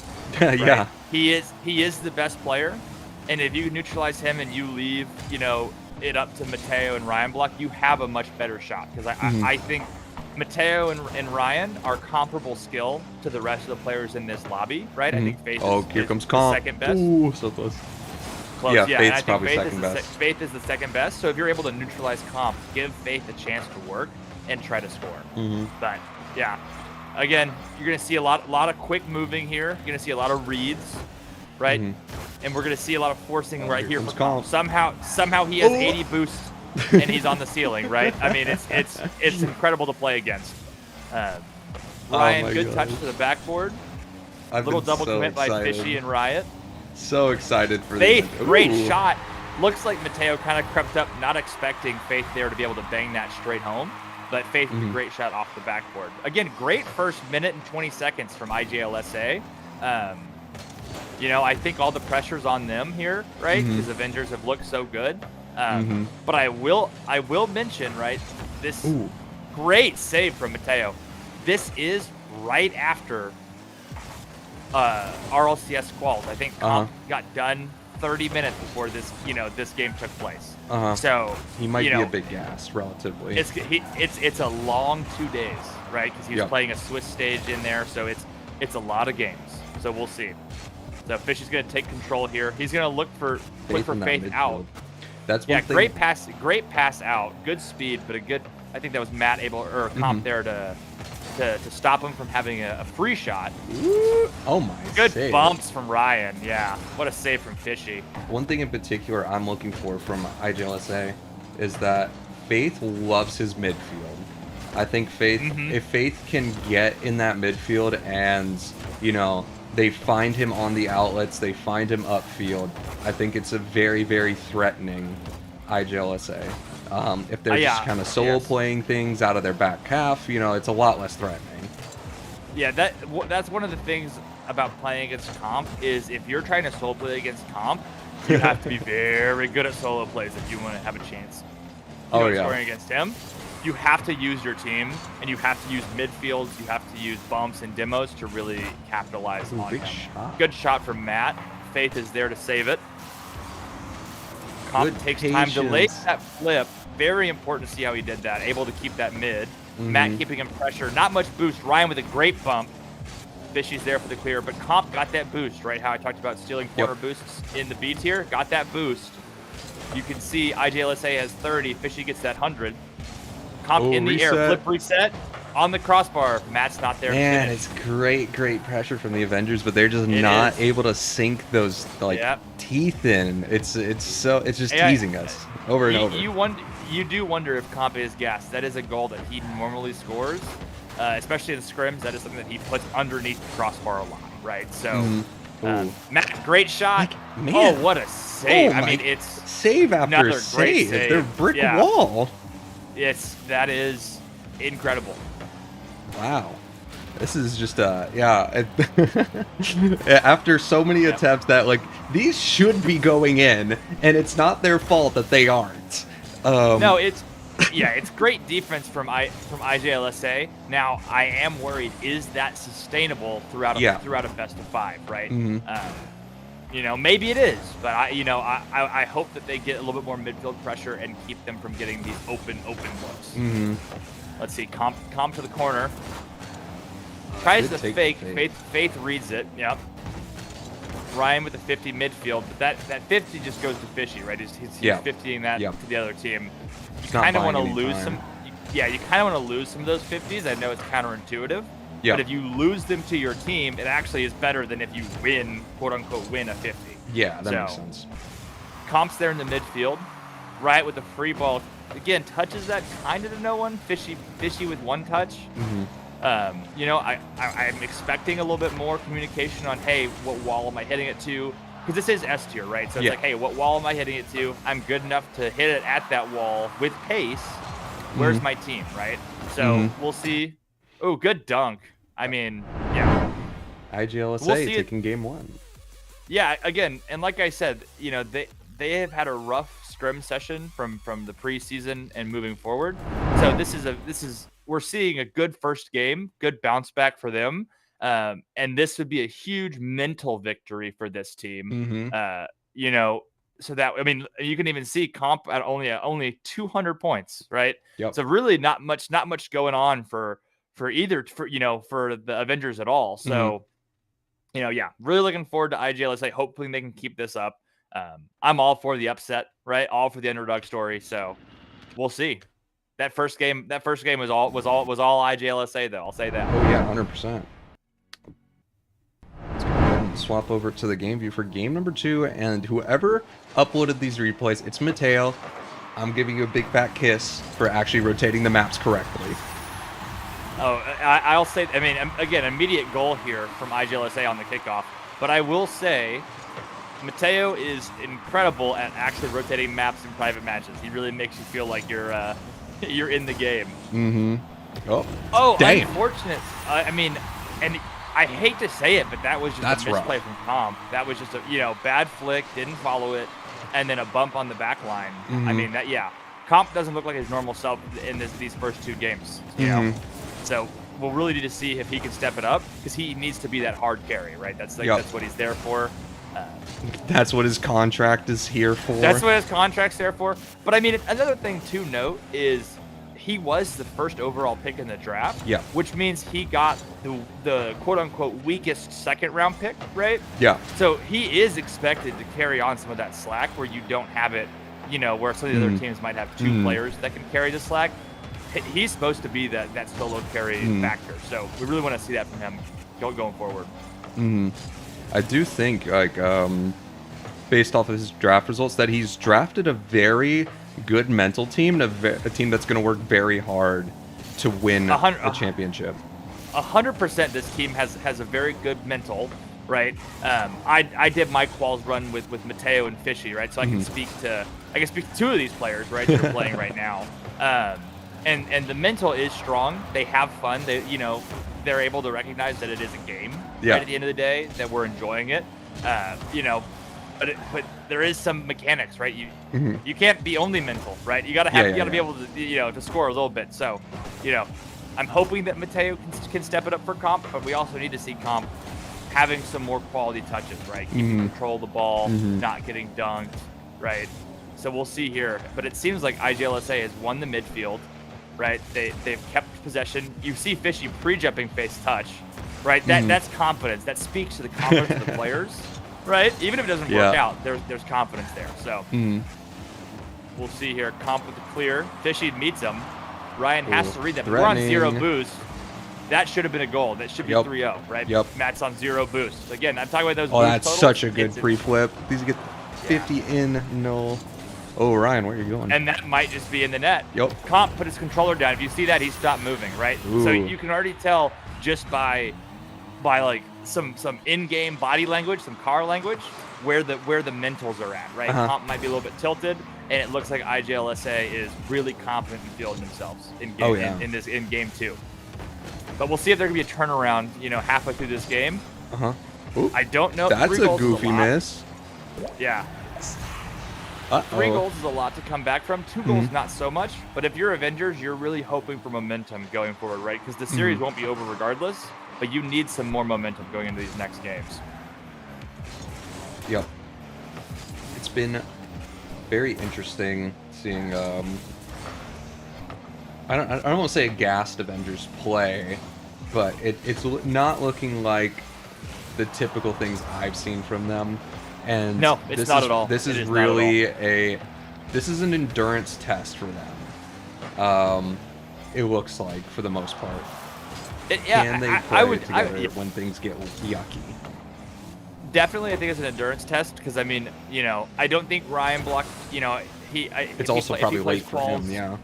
It's late for him, right? I don't think he plays quals, so if he does, it's the EU, and that would be, you know, last week, right? Yeah. But I know Mateo and Comp both had quals, right? Which is a lot of Rocket League, and then you're playing this, which is a lot of Rocket League, where you're mentally having to be locked in. So it is going to be entirely an endurance test of can we come out after a rough 2 games, right? A rough start.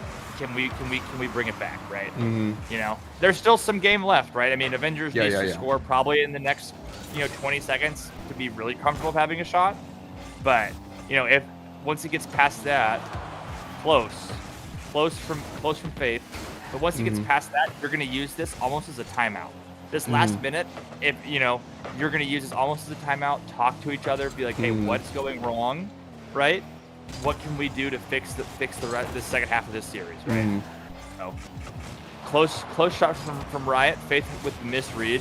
Fishy, great touch, able to touch himself to get boost to the corner, air dribble setup. Reset? I mean, so reset. close. That's the goal. Yeah, almost. Ooh, the miss Faith from Faith close. Yeah. Oh, and it's 3 up. Boost. This is going to be super threatening here.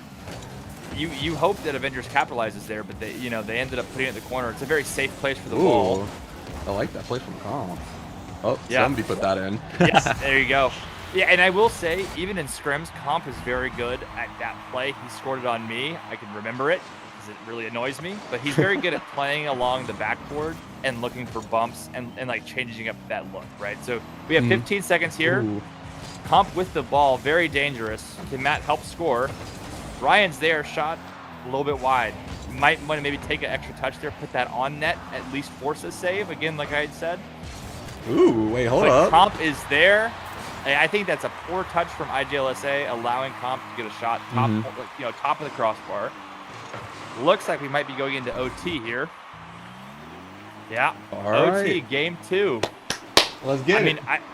This is a huge game. OT really matters for the momentum. If you're IJLSA, you're really wanting to win this. And if you're Avengers, you really probably can't afford to lose this because then you're going to have to try to get a reverse sweep. So it's a big OT on the line here. But it does look like the momentum is starting to shift. Yeah, I mean, you're seeing... Oh, what a save. What a shot from Comp. I mean... Yeah, you're starting to see Comp have a little bit more control with his touches. He's getting some balls.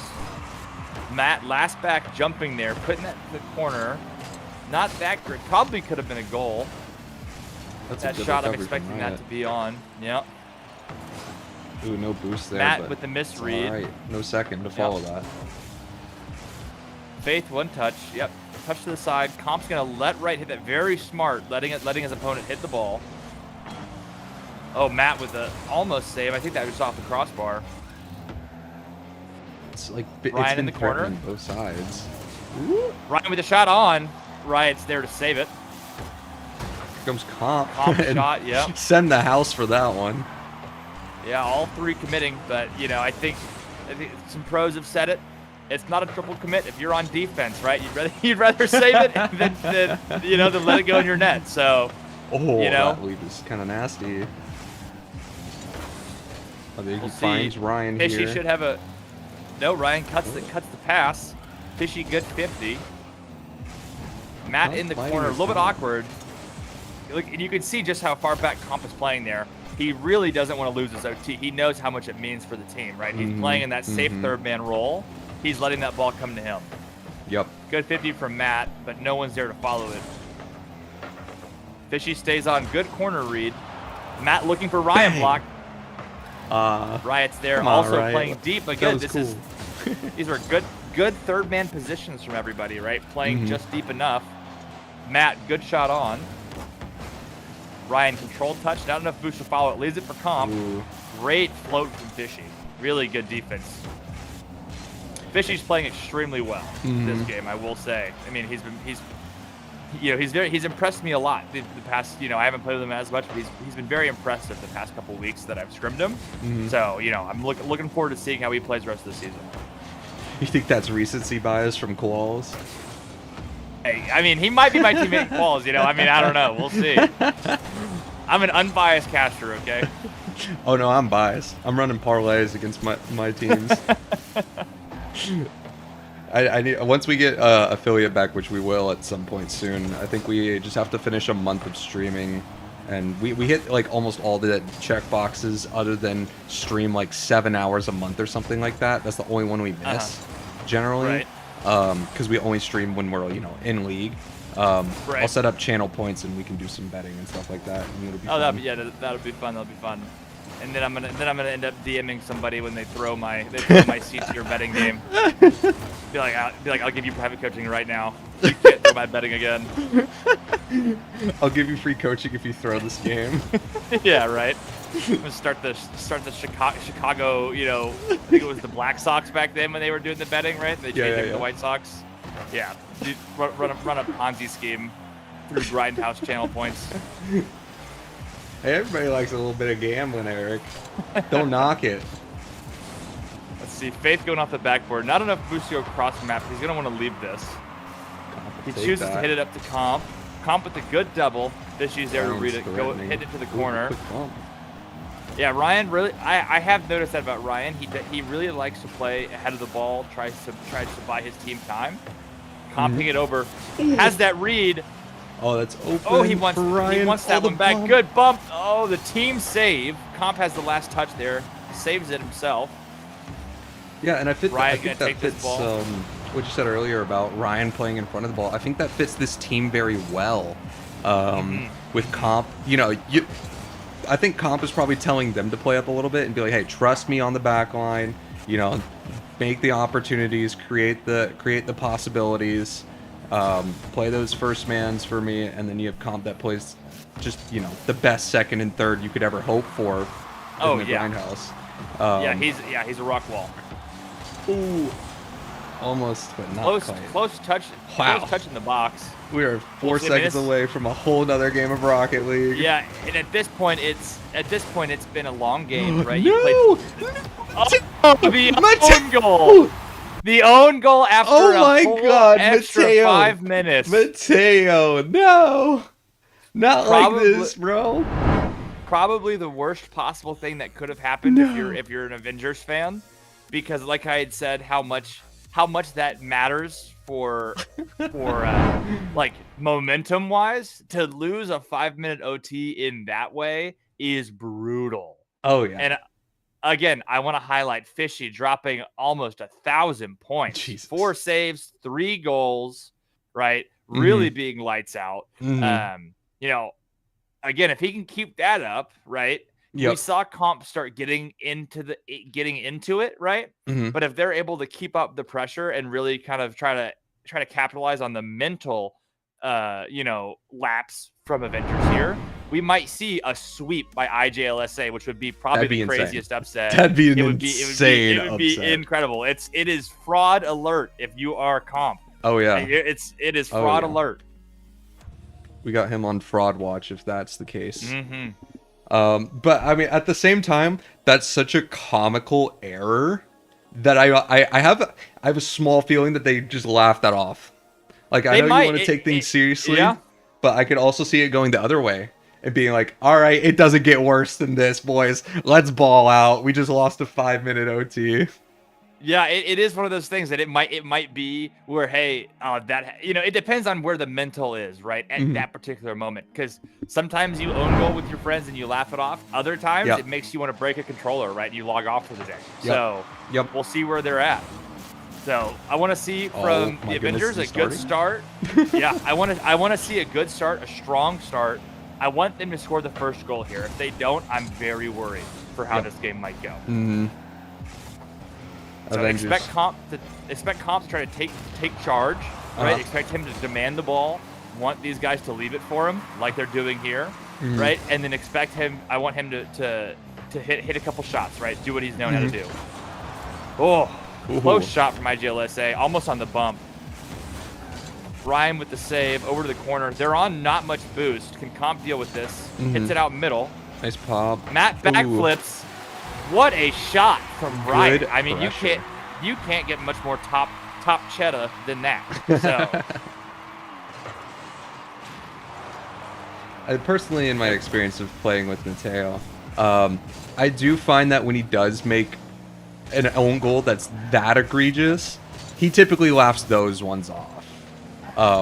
When it's as bad as that. But I mean, if it's like a small, like you made a small mistake, yeah, he can beat himself up about those kind of things. But when it's like comically bad, he's actually, I like his chances here actually. Yeah. Well, again, we've already had 1:15 go.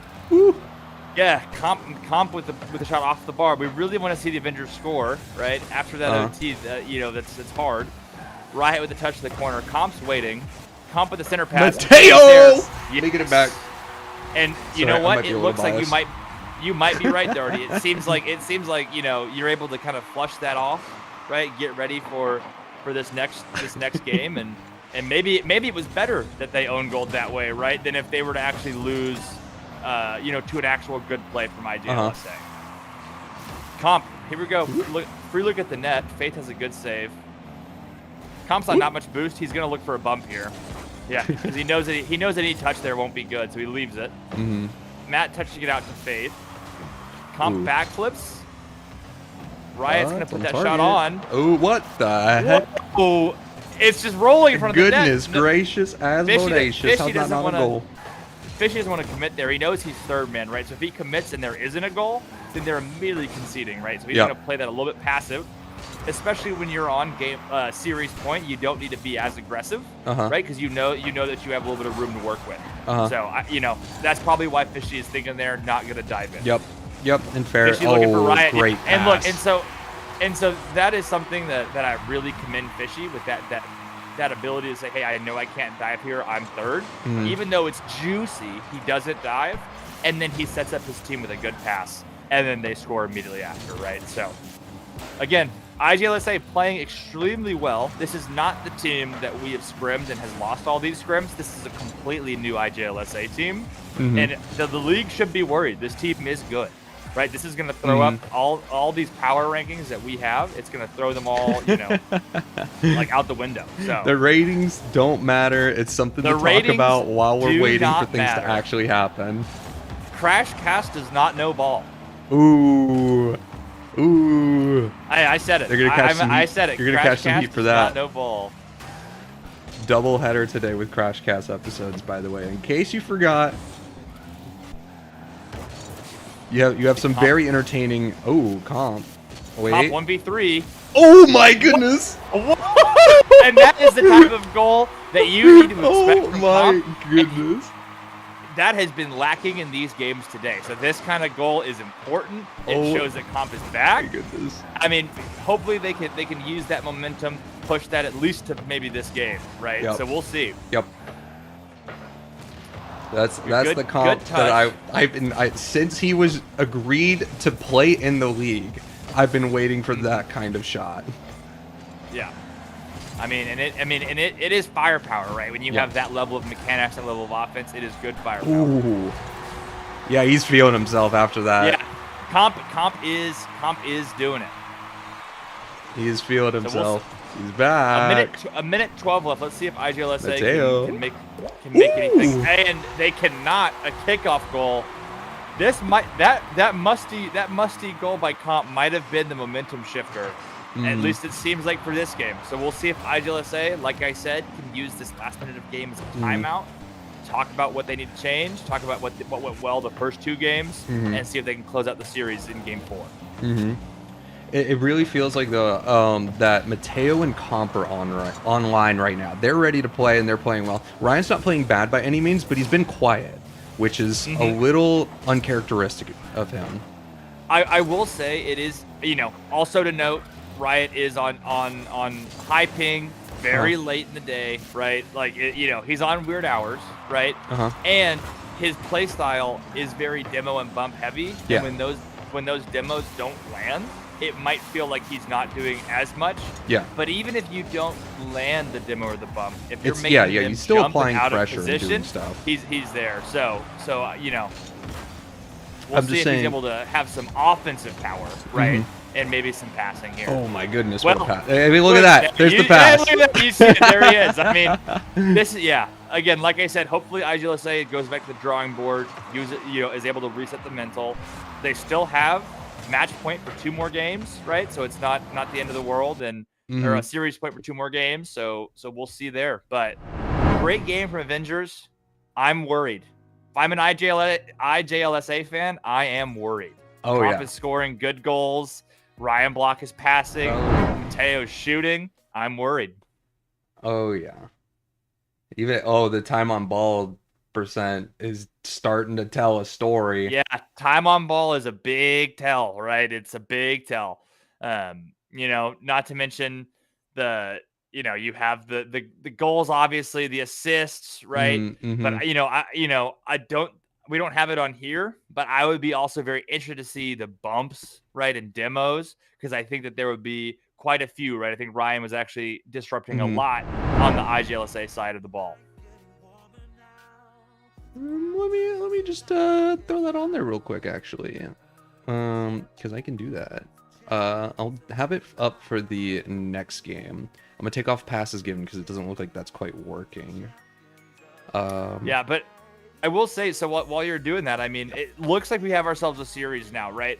It's one of those things where when you're playing in some of these higher level lobbies and you go down 0-2, it's a very difficult thing to be like, okay, well, now our back's really against the wall. But then to have that third game where you win, not only you win 5-2, right? That's a huge win. And now you're hoping, okay, I mean, we might have been not playing our games 1 and 2. When we play our game, we win 5-2. Now let's carry that on, right? So the momentum could be completely in a different place. And so, I'm excited to see this game 4. And let's just get straight into it. You don't have to wait very long. There's no ready ups or anything. And yeah, that's right. Again, shout out Mateo for rotating the maps correctly. Great shot from Ryan Block. I mean, you mentioned it. You wanted to see more of him, and he heard that somehow. He heard that in the past, and he's here to show you that he can play. Yeah, that he can be an offensive threat. Yeah, like that's what I'm saying. Like, relatively to what was happening in the series, Ryan was pretty quiet to start things out, but now I think the whole team's starting to be online here as we make a little boo-boo there. I cursed him there. That's on me. Yeah. I mean, again, that's just a lack of backboard presence, backboard defense. I think Comp took a 50, and then it just kind of went to the backboard, and then they struggled to read that. So we'll see. Good air dribble from Comp.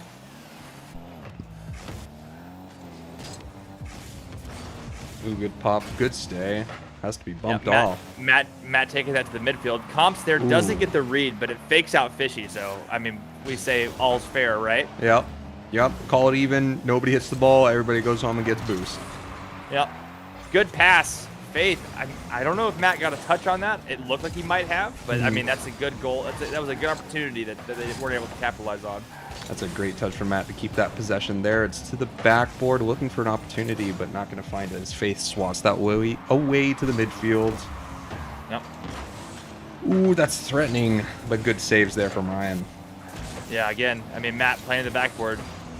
You can see, I don't know if Comp trusted Matt there to have that read. It seemed like Comp jumped as well. To be fair, Matt's was pretty low on boost for that play, so I mean, if my teammate's low and says and has to make an aerial save, I might be a little less trusting to it. But I think that's a fair knock.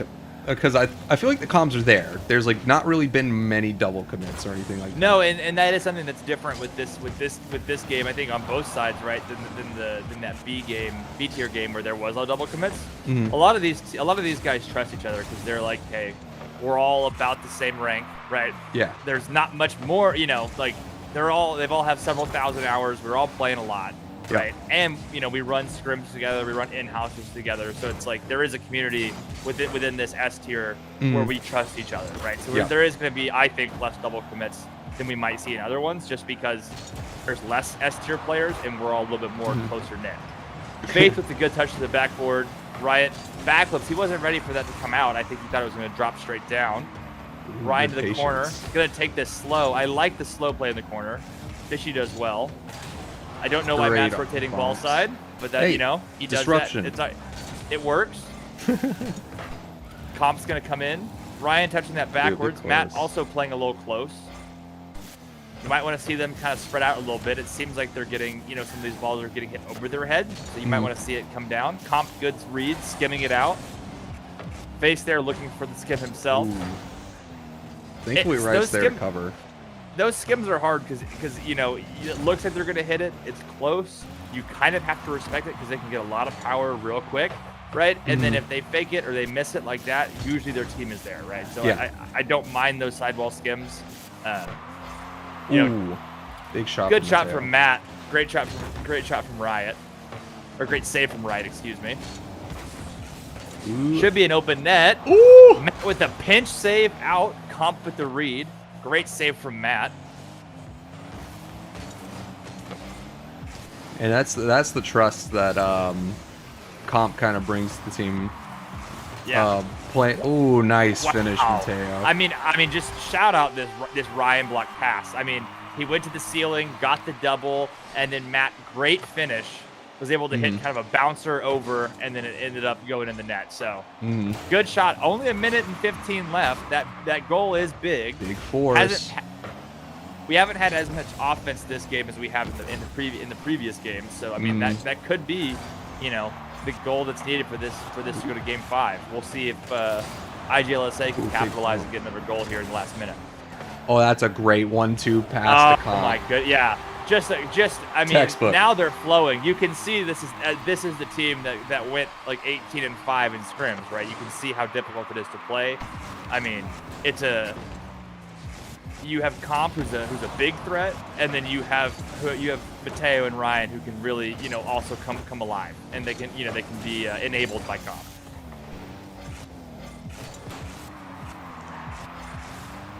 Ooh. Good save again. I mean, I really gotta shout out Mateo. I mean, he's saving these balls really well. He's getting put in an awkward position, right? But he's being trusted by his team to make those saves when it matters. Ooh, right, good. taking the ball out. Comp pre-jumps to the ceiling. Yeah, and sends then it back doubles for a it. pass. Oh my goodness Matt gracious! Out. Ryan looking for a shot. Oh my goodness 50. gracious! Oh wow. I mean, that probably should have been a goal, but what an offensive performance. I mean, shout out Fishy from with Avengers. Okay. Almost Mateo own goal twice in one series. Mateo giveth, Mateo taketh. And he spikes it to the ground. He said, "Nah, get me out of this game." Now we have Game 5.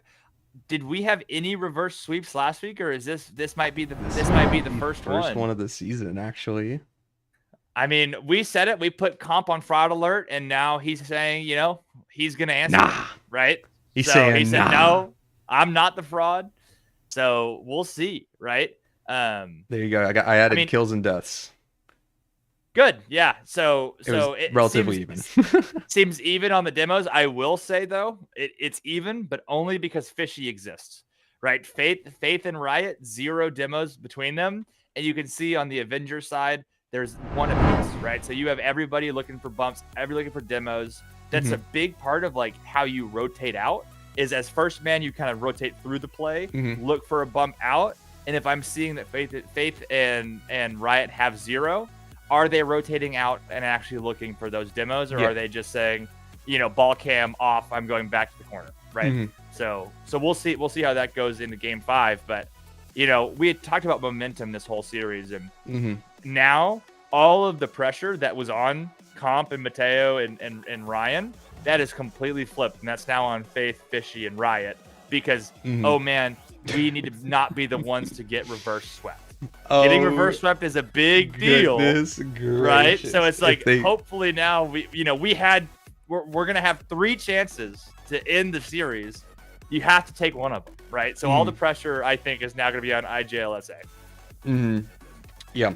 Quick side quest before we get into the next game. Carr likes your hoodie and wants to know where you got it.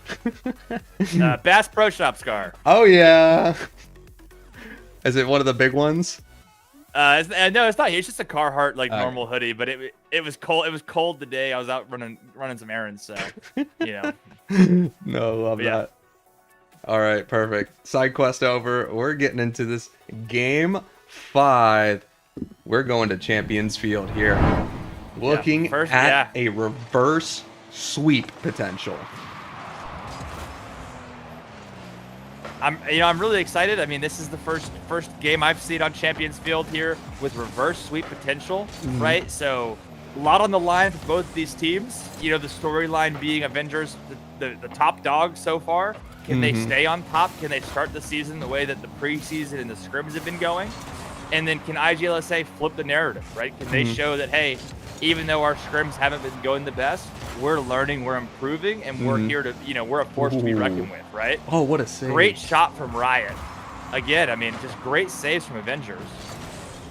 Doing well to put these balls in places that the other team can't score, right? That's kind of, something that we didn't talk about that much in C and B tier, but it's, can you save a ball in a way that the other team can't immediately score it again, right? And so that's been a very good job the Avengers have done thus far, and really shouting out Mateo. I mean, he's been that defensive presence. So. Yep.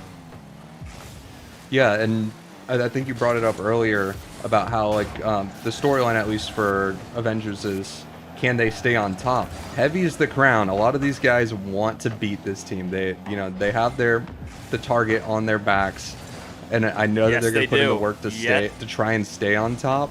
But this is I think this series here is a big indicator of what this team is capable of after they're completely gassed. And I will say this. I mean, even as someone that plays in S tier, there is a target on the Avengers' back. You want to be the team. Great shot from Ryan. I think that was a pass from Matt to Ryan. And that's worrying. If Matt and Ryan are able to score without Comp's help, I'd be worried, right?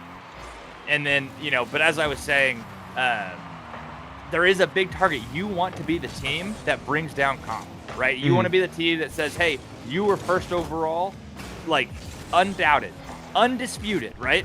No one even thought anybody else could go first. You want to be the guy that takes them down. You want to be the team that says, hey, we're here to play. We're able to beat these guys. So, big target, good double.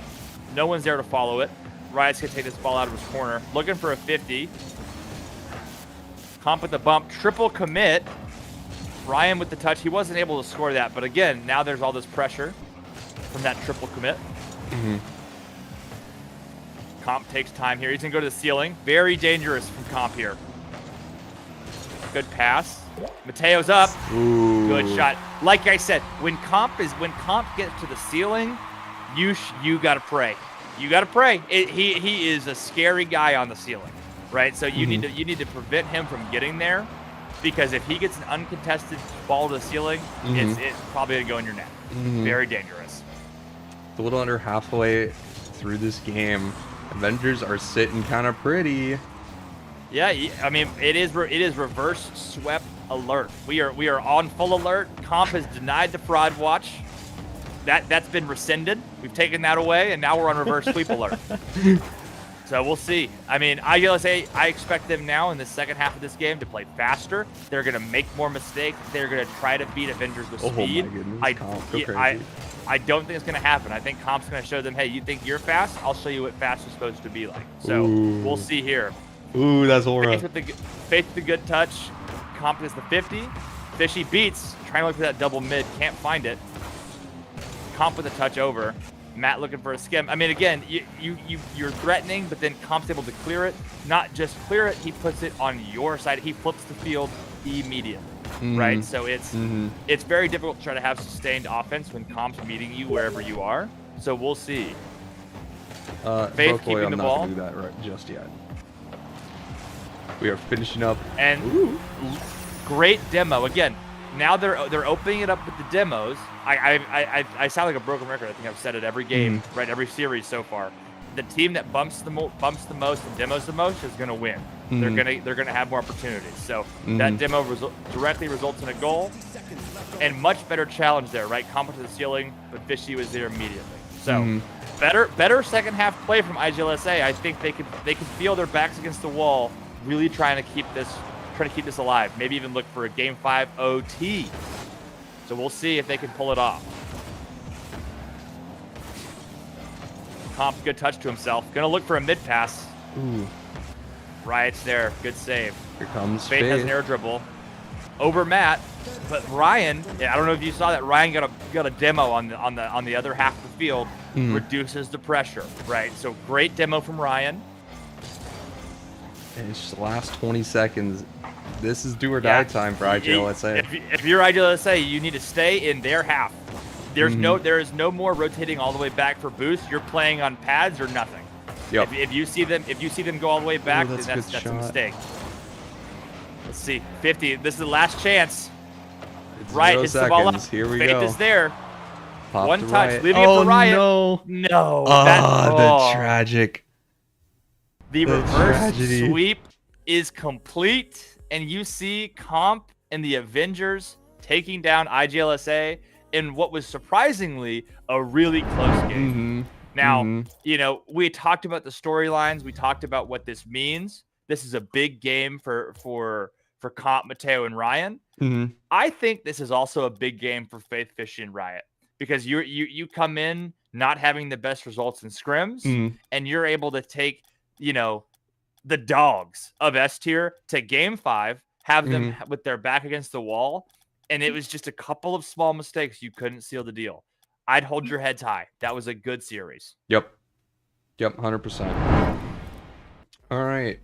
Well, with that monster of a series out of the way here, we're going to take a short... This one will be really short. It'll be like 3 minutes. Just make sure we're all good to go for this next series here. But when we come back, it's going to be Ambu Black Ops and the... hold on, I forgot the matchup. Ambu versus Avatar. No, not Avatar. That's from last week. I didn't update that. What's my schedule? I'm pressing the schedule button. I think it's Ambu versus... Yeah, Ambu versus Umbrella Academy. Umbrella. Yep. All right. I had to get my bearings straight, but we'll be back in about 3-ish minutes. We're not going to take a super long break this time.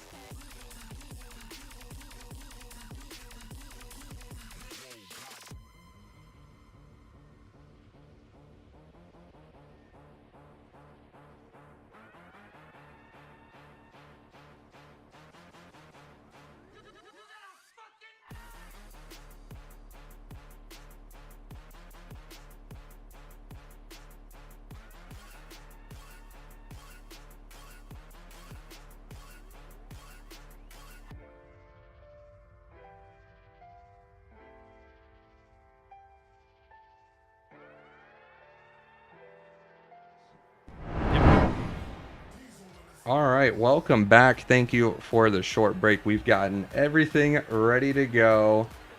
All the players are locked, and it's the final match of the day. Yeah. Best one for last, maybe? We'll see. The Reverse reverse sweep's sweep kind was of hard. close. It's kind of hard We'll to see top. We'll I see won't if they're able lie. to top it. We'll see if they're able to top it. I won't lie, but coming up now, it's Ambu Black Ops versus Umbrella Academy at that A tier. Car, Nimbus, and Mountain Drew are taking on Broke Boy, Trickter, and Geo. This is the first time we get to see Trickter and Geo play in front of an audience together. They've always been against each other, but they've been trying to team with each other for 3 seasons now. What is that going to look like? You know, I'm not entirely sure how that's going to look, but I will say this. As far as preseason games go, they did win their match. All right. They played against TJ Mars and Tensa, and Oh, they yeah. were able to win that in 5 games. But they were able to win one of those games 7-2. So it seems like this team Ooh. has some pop-off potential. Ooh. So I'm excited for that.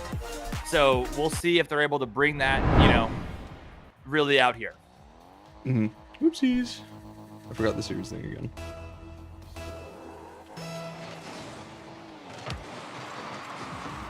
All right, and it looks like we have Scathy playing in place of Drew.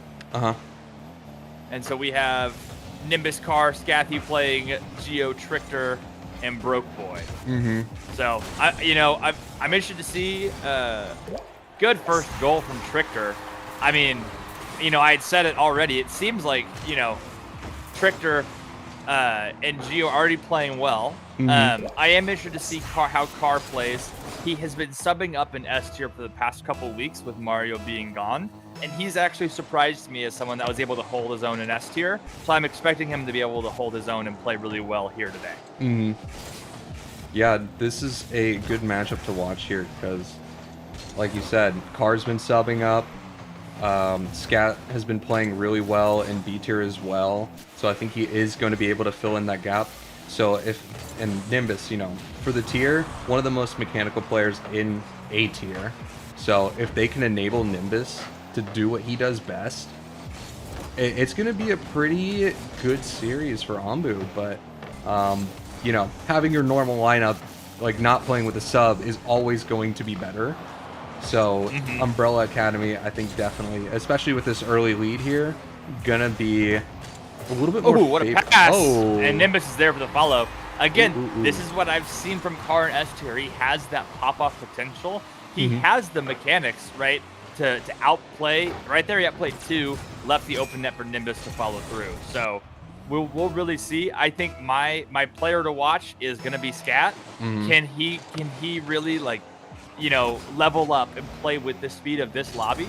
And then and if he can't, then I do expect Umbrella Academy to come away with a victory. And we're seeing Miss from Car leads to Broke Boy able to make this here. You see this corner read. Normally Car makes those. I mean, it might be those pre-game jitters, and then it Stream seemed like jitters. Nimbus wasn't, or the stream jitters, right? And it seemed like Nimbus wasn't ready for that miss. So I don't know if maybe Car was not calming that he was going to miss or something like that, but we'll see going forward. It does look like we're kind of like seeing things go through here. It looks like Ambu's might be playing themselves a bit fast here. I'm looking at their some of these supersonic reads. speed is much higher and their average speed is much higher compared to Umbrella Academy here. Yeah, some of these reads, it might be, you're right, just because you're moving too fast. It seems like, some of these reads I expect them to make consistently, they're not. And that, if you don't make the easy reads, you're definitely not going to make the hard reads, right? So it's, Umbrella Academy is going to capitalize. They've already shown that they can shoot the ball. Good fake leading for his teammate. Oh my goodness gracious. I mean, are we watching Prime Carmine Core or not? Like, I mean, going for this aerial, purposely faking. He had boost to hit it. That's He the chose duo. not to. That is the Trickter Geo duo. They know how each other plays. I mean, that's impressive. That would work in S tier, I promise. I mean, that's a very good shot. I'm worried. Uh-huh. One thing that is kind of scary. One thing that is I'm already seeing as a trend with the Carl 2 caster view. Time on ball percent. Car is at 8%. Everybody else is above 15. Yeah, So yeah, you bro's do, got to you know, keep the ball closer. I will say I've seen that in some of the scrims with Carr, and I've seen it with some of his S tier games. Ooh. He is known to be a little bit panicky. You know, he can feel like the momentum of the game is getting away from him, and it causes him to speed up and kind of play bang ball. Right? He's playing tennis, not really playing, you know, Rocket League, and so I want to see him. Good save from Gio there, but I do want to see him commit so close for a goal, but I want to see him take some possession. Yeah, good demo. This is an open net. Has to be scored. Ooh. Nimbus is there. I don't know if I like that pass. You have that demo. You got to take it directly on the net. I don't know about passing, right? Carr with not a great touch. He wants that one back. You're right. Great collect from Broke Boy. Scat taking it to the corner. Gonna have more. Touch kind of gets away. Trigger looking for a double. Broke Boy's playing the mid. That might just be in. Wow. I mean, Trichter is playing an incredible game. An incredible game so far. So you better hope if you're Carr and team, you better hope this is peaking. This is not how he's gonna play the rest of the series. Oh yeah. They'd be looking at a sweep if nothing changes here. Oh, free shot? Yep, the Scat will be able to put that one away. Yeah, I mean, good shot from Scat. Looked like there was, a miscommunication in the midfield there between, I can't see because of that terrible goal explosion, but it was Gio and somebody else. It looked like there was a miscommunication. I'm assuming Broke Boy. I don't think that Gio and Trichter would have that miscommunication because of all the hours they have playing together. And so, we'll see. I will say playing threes with a long-term duo is difficult because sometimes they might treat it like it's twos and kind of forget you exist, right? They're going to cut you. They'll play away from you and to each other. So we'll see if Broke Boy's able to really advocate for himself, call some of these plays, and have Gio and Trichter listen. Nice. There, Nimbus, good shot. Seemed like there was a misread in the corner, and then just nobody went after this ball. So. Also, I do want to point out, since I brought it up earlier, that Carr wasn't taking possession. He has completely fixed that. He is now kind of on par with the rest of the lobby here at 16% of the time on the ball now. So he's taking his time. He's slowed himself down. Probably, stream jitters first 2 minutes, whatever, sure. But he's kind of roped it in relatively now, and we can also see that from how, Ambu Black Ops is kind of threatening to come back here. Yeah, they've had a much better second half of the game. I mean, Umbrella Academy scored within the first, couple seconds, and then they were able to keep that pressure on. But Ambu is able to really, good shot from Carr, almost on the double. But they're able to really fight back. So this is good. Even if they don't win this game, it means that this is good for them for next game too. Yep. This is looking to be a good series. Nimbus is going to turn in the corner, looking for a bump. Oh, triple commit. This is an open net. Shoot this under the bar. Close. They're able to get up, put a hand up. Not quite. Scat with a misread. Gives Trichter a free ball. Might look for an air dribble bump. Carr jumps from behind. That's really the best way to defend those air dribble bump setups is have someone jump from behind the player. So good jump from Carr. One last chance. That's a clear. That will probably drop. It does. Out of reach of Carr. Good first game from Umbrella Academy. Really good first game. Yep. Love to see that. They played that one very well. Yeah, and something here that I want to make mention. I mean, Broke Boy is the one with the most score of that game, right? So and someone that you would expect, Gio and Trichter. It seems like Broke Boy is filling in with that really well. Now, something else that I want to point out: 8 demos on the side of Umbrella Academy to the 2 of Ambu. That number has to change. If you're Ambu and you're getting demoed that much and not giving them anything in return, this series will be over before it starts. You cannot have a 4-to-1 ratio and expect to win a game. So, really, I'm going to give them this first game with some jitters. I'm going to hope that they're going to come out here. Carr's going to play better from the beginning, take some more possession. But they also need to start rotating through the play, looking for those bumps and demos, right? Like we had talked about, the tiers kind of moved down, A tier now is no slouch. I expect a lot from these guys, and I expect them to know how to play the game and how to play for these bumps and demos. So having that 8-2 really is not a way to do it. Oh yeah, no, you're totally right. This is the part where film still very important in the series, but it's going to be critical that you can just also, you know, do what you need to do here. Yep. As game 2 is underway, we're gonna see if Anbu is able to kind of change the narrative on how they're playing. So. Yeah. Some good coverage there Are from looking Bell for Academy. the ball. It's open. Ooh. Broke boy, great save. He can follow this. Looks for a pinch out. They're all on 0 boost. I really want them to rotate out and look for more boost. I don't want them to jump at it. So, you know, Broke boy hits it to himself. Car dives. Broke boy looking for the bump. Geo playing for a 50 in the corner. Scat's there. Nimbus takes it. I would have rather had Scat call him off, right? He has full boost, can take possession. You know, I don't know if that's because Scat's like, oh man, you know, I'm a B tier player. I'm a little bit nervous about being here, right? Like, they take the ball. But if you're Scat, you have to assert yourself, right? Yep. You know, still trust in your abilities and say, hey, I have full boost. That ball is mine. Like, back off. So we'll see if he's able to really start getting it. Great pass. Oh, I mean, look at that again. If you're Scat, right? You are in this lobby and you're not a slouch, right? You're in here playing with the big dogs, right? Call that ball. You know, great pass, great shot. Excellent execution there. I thought that was end up being a pass to Car, but no, he ground pinched that. Ground pinched it in, yeah. Yep. It's like, hey man, go crazy. You can still do this too. Nimbus with the free jump. That's boy a should jump. have just open net. Car with the read doesn't hit the psycho. Yeah, Doesn't okay. hit the psycho. Yeah.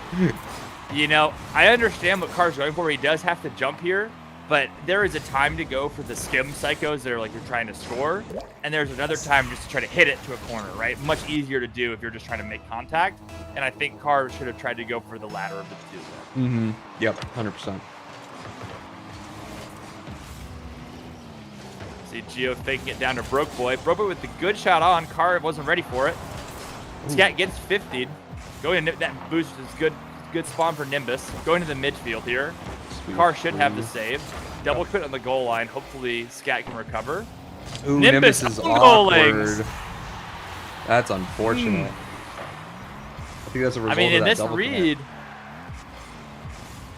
wow, doubles it down behind himself.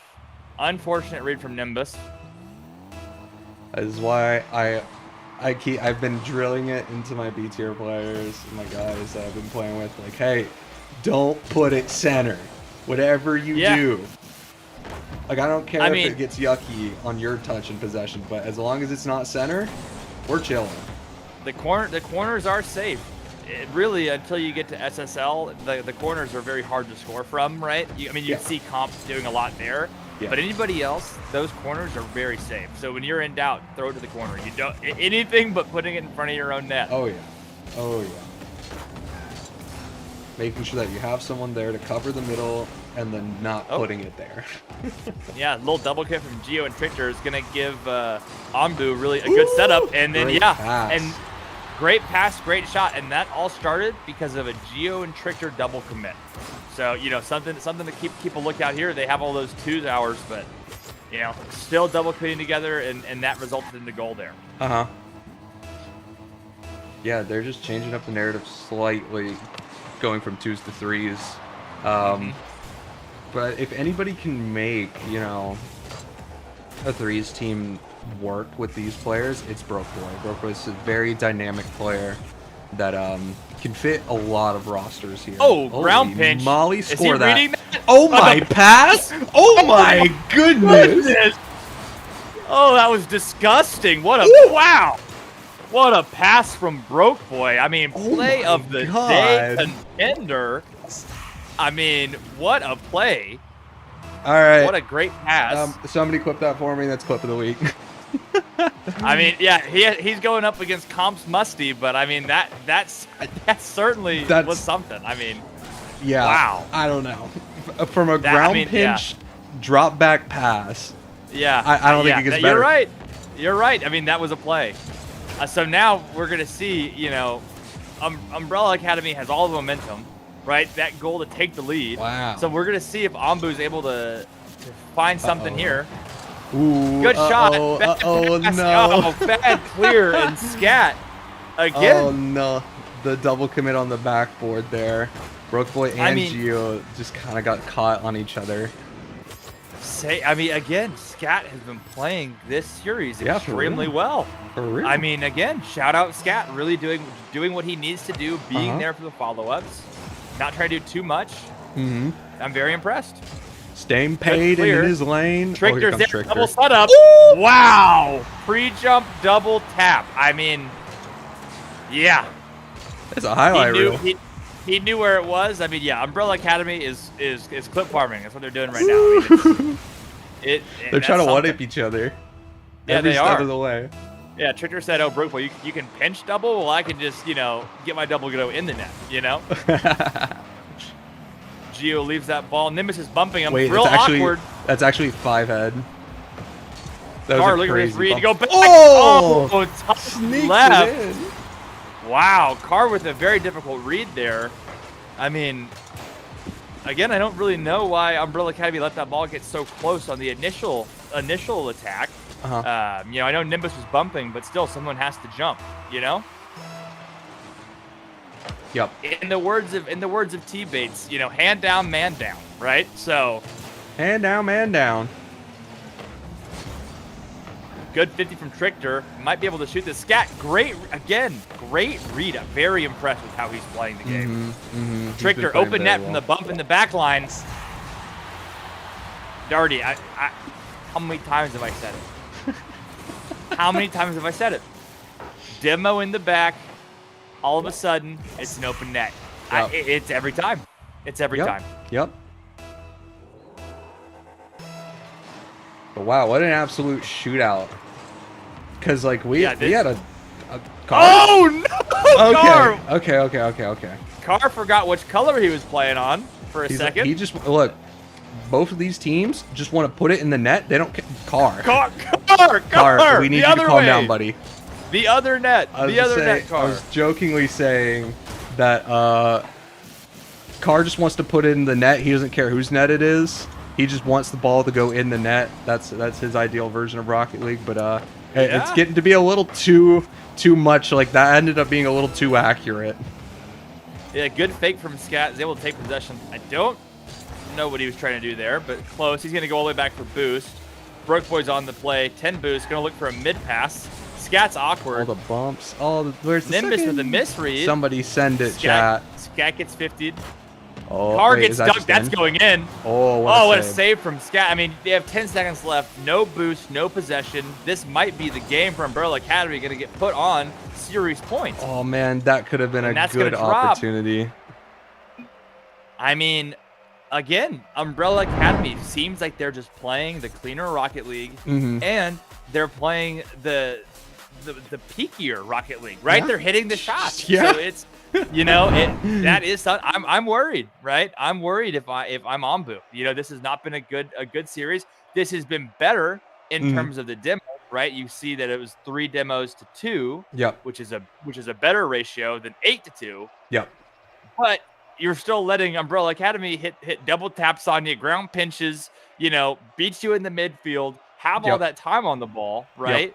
And then it's going to be in your net. You just can't let a team have all that space, able to create all that pressure, and not expect to lose the game.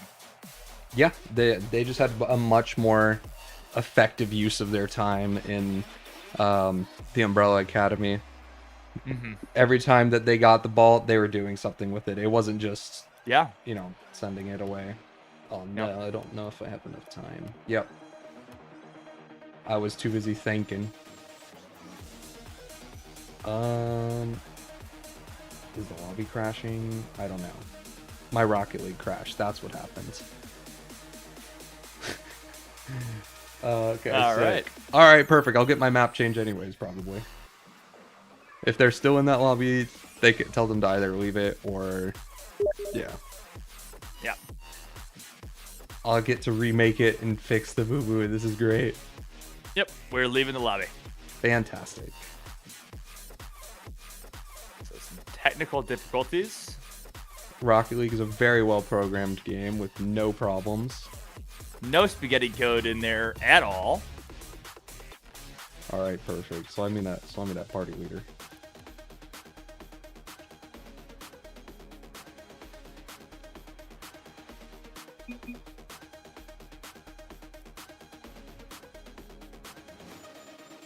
Come on, Trickster, lock in. But yeah, so I guess while we're figuring this out, I mean something that I do want to talk about is if you're on Boo, right? I had mentioned, okay, you're hoping that Trickster was peaking. It seems like he's not. It seems like he's able to play at that level consistently. And so now it's going to be, how can we limit that, So, they're going to need to look for more bumps. They've let Umbrella Academy have more demos than them, both games. That needs to flip. If they're going to win this game, I expect them to have more demos than Umbrella Academy. And if that stat is the same as it was these last two games, I'm predicting a sweep right here. I think it'll be 3-0 if they don't get more bumps and demos. Yep. They have to get the physical play started. They got to get value out of their plays. Even if they don't score with their play or get a 50, they need to be stealing boosts, getting bumps, bring the physical play, because as soon as you can't do anything impactful with the ball, oh no, that's got to be in the net. That has to be a goal. Are you thinking there's any tilt here from Ombu? Is there any mental? Well, you had the Car own goal, or the Car almost own goal twice. Yeah. And then now Nimbus missing an open net. I don't know. Is something going on? I mean, I'll give them the benefit of the doubt because it was off of kickoff. Positions are a little wacky. Things are a little weird. So I'll give Nimbus the benefit of the doubt. It's just, but that is one of those things that can start to eat away at you. When things just aren't getting unfortunate touch. Nimbus with a misread. Again, I have to say it. Are we tilted? We're playing tilted. We're not playing the Rocket League that we know how to play. Yep. And we're allowing Geo, Trickster, and Broke Boy to have their way with us. We're not putting hands up. We're not playing physical, right? Our rotations aren't where we need them to be. Yep. Recipes for disaster. Yep. Good read from Geo, stopping the shot. Car's gonna wait for this. Gonna look for a bang. Nimbus is not turning. We're not calming that. Nimbus needs to have already turned when he knows that Car has a free ball, and he's not. Right? So we're slow on the comms, or we're not calming, or we're not understanding what to do with the comms. So let's see. Nimbus takes the ball, has a shot on net. Geo's there for the save. Scat can beat Trickster with this. Good 50. Car up. High. Misread. That bounce Broke Boy with the beat. That's a last man commit. Geo's able to get the save. Again, you even saw there that there was a bump coming at. So Nimbus can't even make a good play on the ball after, right? Because he's getting bumped. So let's see. Scat's gonna take this boost. Gonna let Trickster make this touch. Gonna touch to Geo. Scat with a good read though. Good speed again. Nimbus double commit. Nimbus, come on, what are we doing? we need him to calm down. Car missing an open net. Scat's there. All right, Scat's locked. He's at least there. I had said Scat was my player to watch. Scat has done his job and more. Nimbus right now has really been struggling, at least this past game especially. Need to see him step up. He's supposed to be that mechanical wizard, and he's not doing that for this team. Has he had the opportunity to do those things for this team, though? When you're getting bumped and demoed, it's real hard, right? And that's what I talk about a lot, is if you're a more physical team and you're going against a guy like Nimbus who relies on his mechanics, it's going to be, you're in for a rough time. Oh, yeah. And now you see Trickster with the heat check trying to hit a little psycho. Goodness. Double miss. Oh, no. Again, these are not balls that I'm expecting Nimbus to miss, right? Maybe he's coming that because that's a much harder read for Scat because he's having to trust Nimbus to play the ball, and then he's missing, and then he's having to try to read. Something is going on on that side of the pitch. I wish I could be in their comms. Are they silent now? Are we upset? Yep. Because this is looking like a sweep. Yep. This is looking rough here for Ambu. It would be a Herculean effort to come back from kind of this spot here from what we've seen. But Scat might just be looking to make it happen. Get this guy in A tier. Get him. Why is he in B tier? Get him in A tier now. I mean, MVP for Ambu right now is Scat. MVP. Not even close. Yeah. Best player this whole series for them has been Scat. Yeah, we got to put Nimbus and Car on fraud watch because it's all Scat out here. I mean, good kickoff. Really, nothing you can do when the ball goes. When it cheats like that, it goes over Car's head. I mean, Car could maybe look for a demo there instead of rotating to the mid boost, kind of put Scat on an island. But I mean, that kickoff is very difficult to play around. I think he just cheats too fast there. And yeah, he just fixed it because he went much slower there to actually wait and see what happened first. But again, it's those fast cheats off of kickoff. I know a lot of people like it because they like to, you know, maybe get a demo immediately after, and if they read it, it's instantly in the net. But the downside is that you're just getting absolutely dumpstered. Yeah, I think one of the things that people don't realize is if you're going to do the fast cheat, because that is, you know, there are certain kickoffs where you're doing a fast cheat on purpose, and usually you comment. Yeah. But you have to commit to a bump, right? If you don't hit the ball, you are having to try to bump or demo. There is no, okay, I'm fast cheating and then going to the mid boost, because then what happens, and that goal happens there, right? You leave your teammate on an island. It's a 2v1, and that's going to be a goal most of the time, especially in these, you know, higher tiers. Oh, where that, nope, unfortunately. Yeah, good shot. Back post, Scat's trying to play. I mean, I don't know what's going on. I mean, Car centers it for Car centers it for the team. Yeah. Scat has to pray that Tricker's going to hit it front post. Tricker does a great job of hitting it behind him. I don't know what's going on. This has been a meltdown of Ambu, really. I mean, from what I've seen from Car and Nimbus to now, I don't know how else to describe it. I think this is just kind of this is the first look where the pressure's on. Like, you know, this is the first week of regular season. This is where, you know, you've had some things that haven't gone right. You're looking at getting swept. Like, there's a lot of reasons that you could get down on yourself and start to play weird. But and it's up to them to actually, you know, make it happen. Yeah, you know, and a part of me is wondering, right? Because Car has been playing in S tier, right? Yeah. Past couple of weeks, and he's been scrimming with S tier when Mario's been busy. You know, has that taken away from some of his scrim time that he could have had with his actual team? You know, like, because you know that can, you know, hurt a team if you don't have your GM, right? Who's supposed to be your captain, your leader. If he's playing with a different team, how does that make you feel, you know, as a team, as a unit? So I don't know, but I will say, if you're Ambu, take this on the chin. It's a long season, right? You have 8 weeks. Go back to the drawing board, because this didn't work. Yeah. This didn't work. You know, fix the play style. Stop getting demoed. Learn to dodge them, right?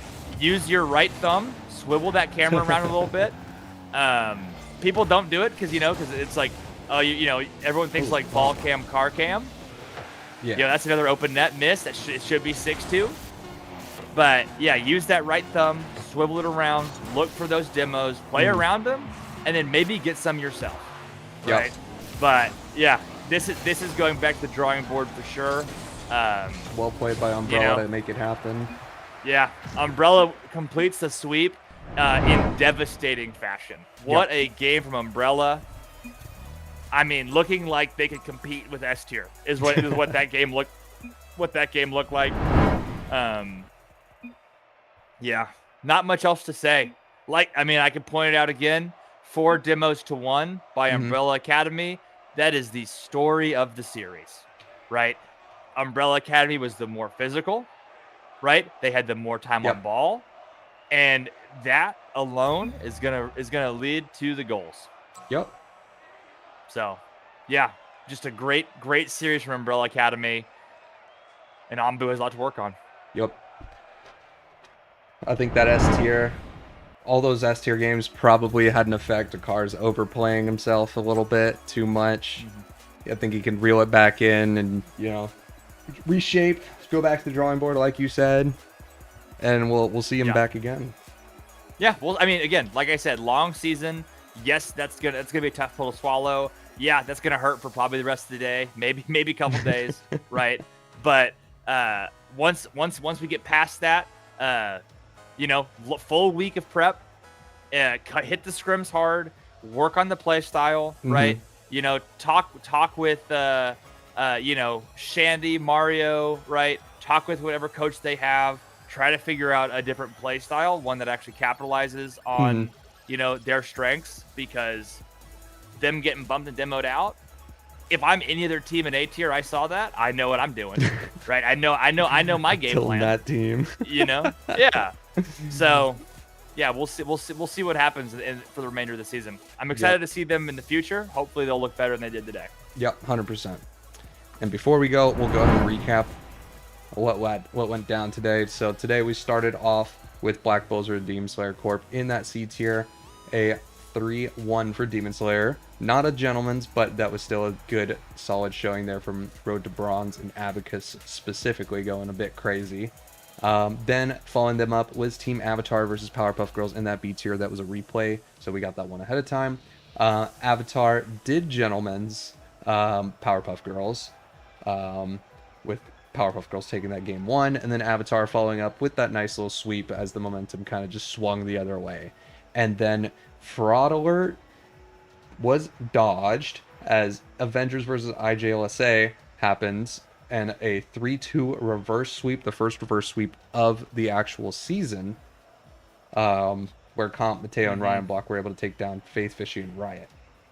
And finally, what we just saw, that nice 3-0 sweep from Broke Boy, Trickster, Geo.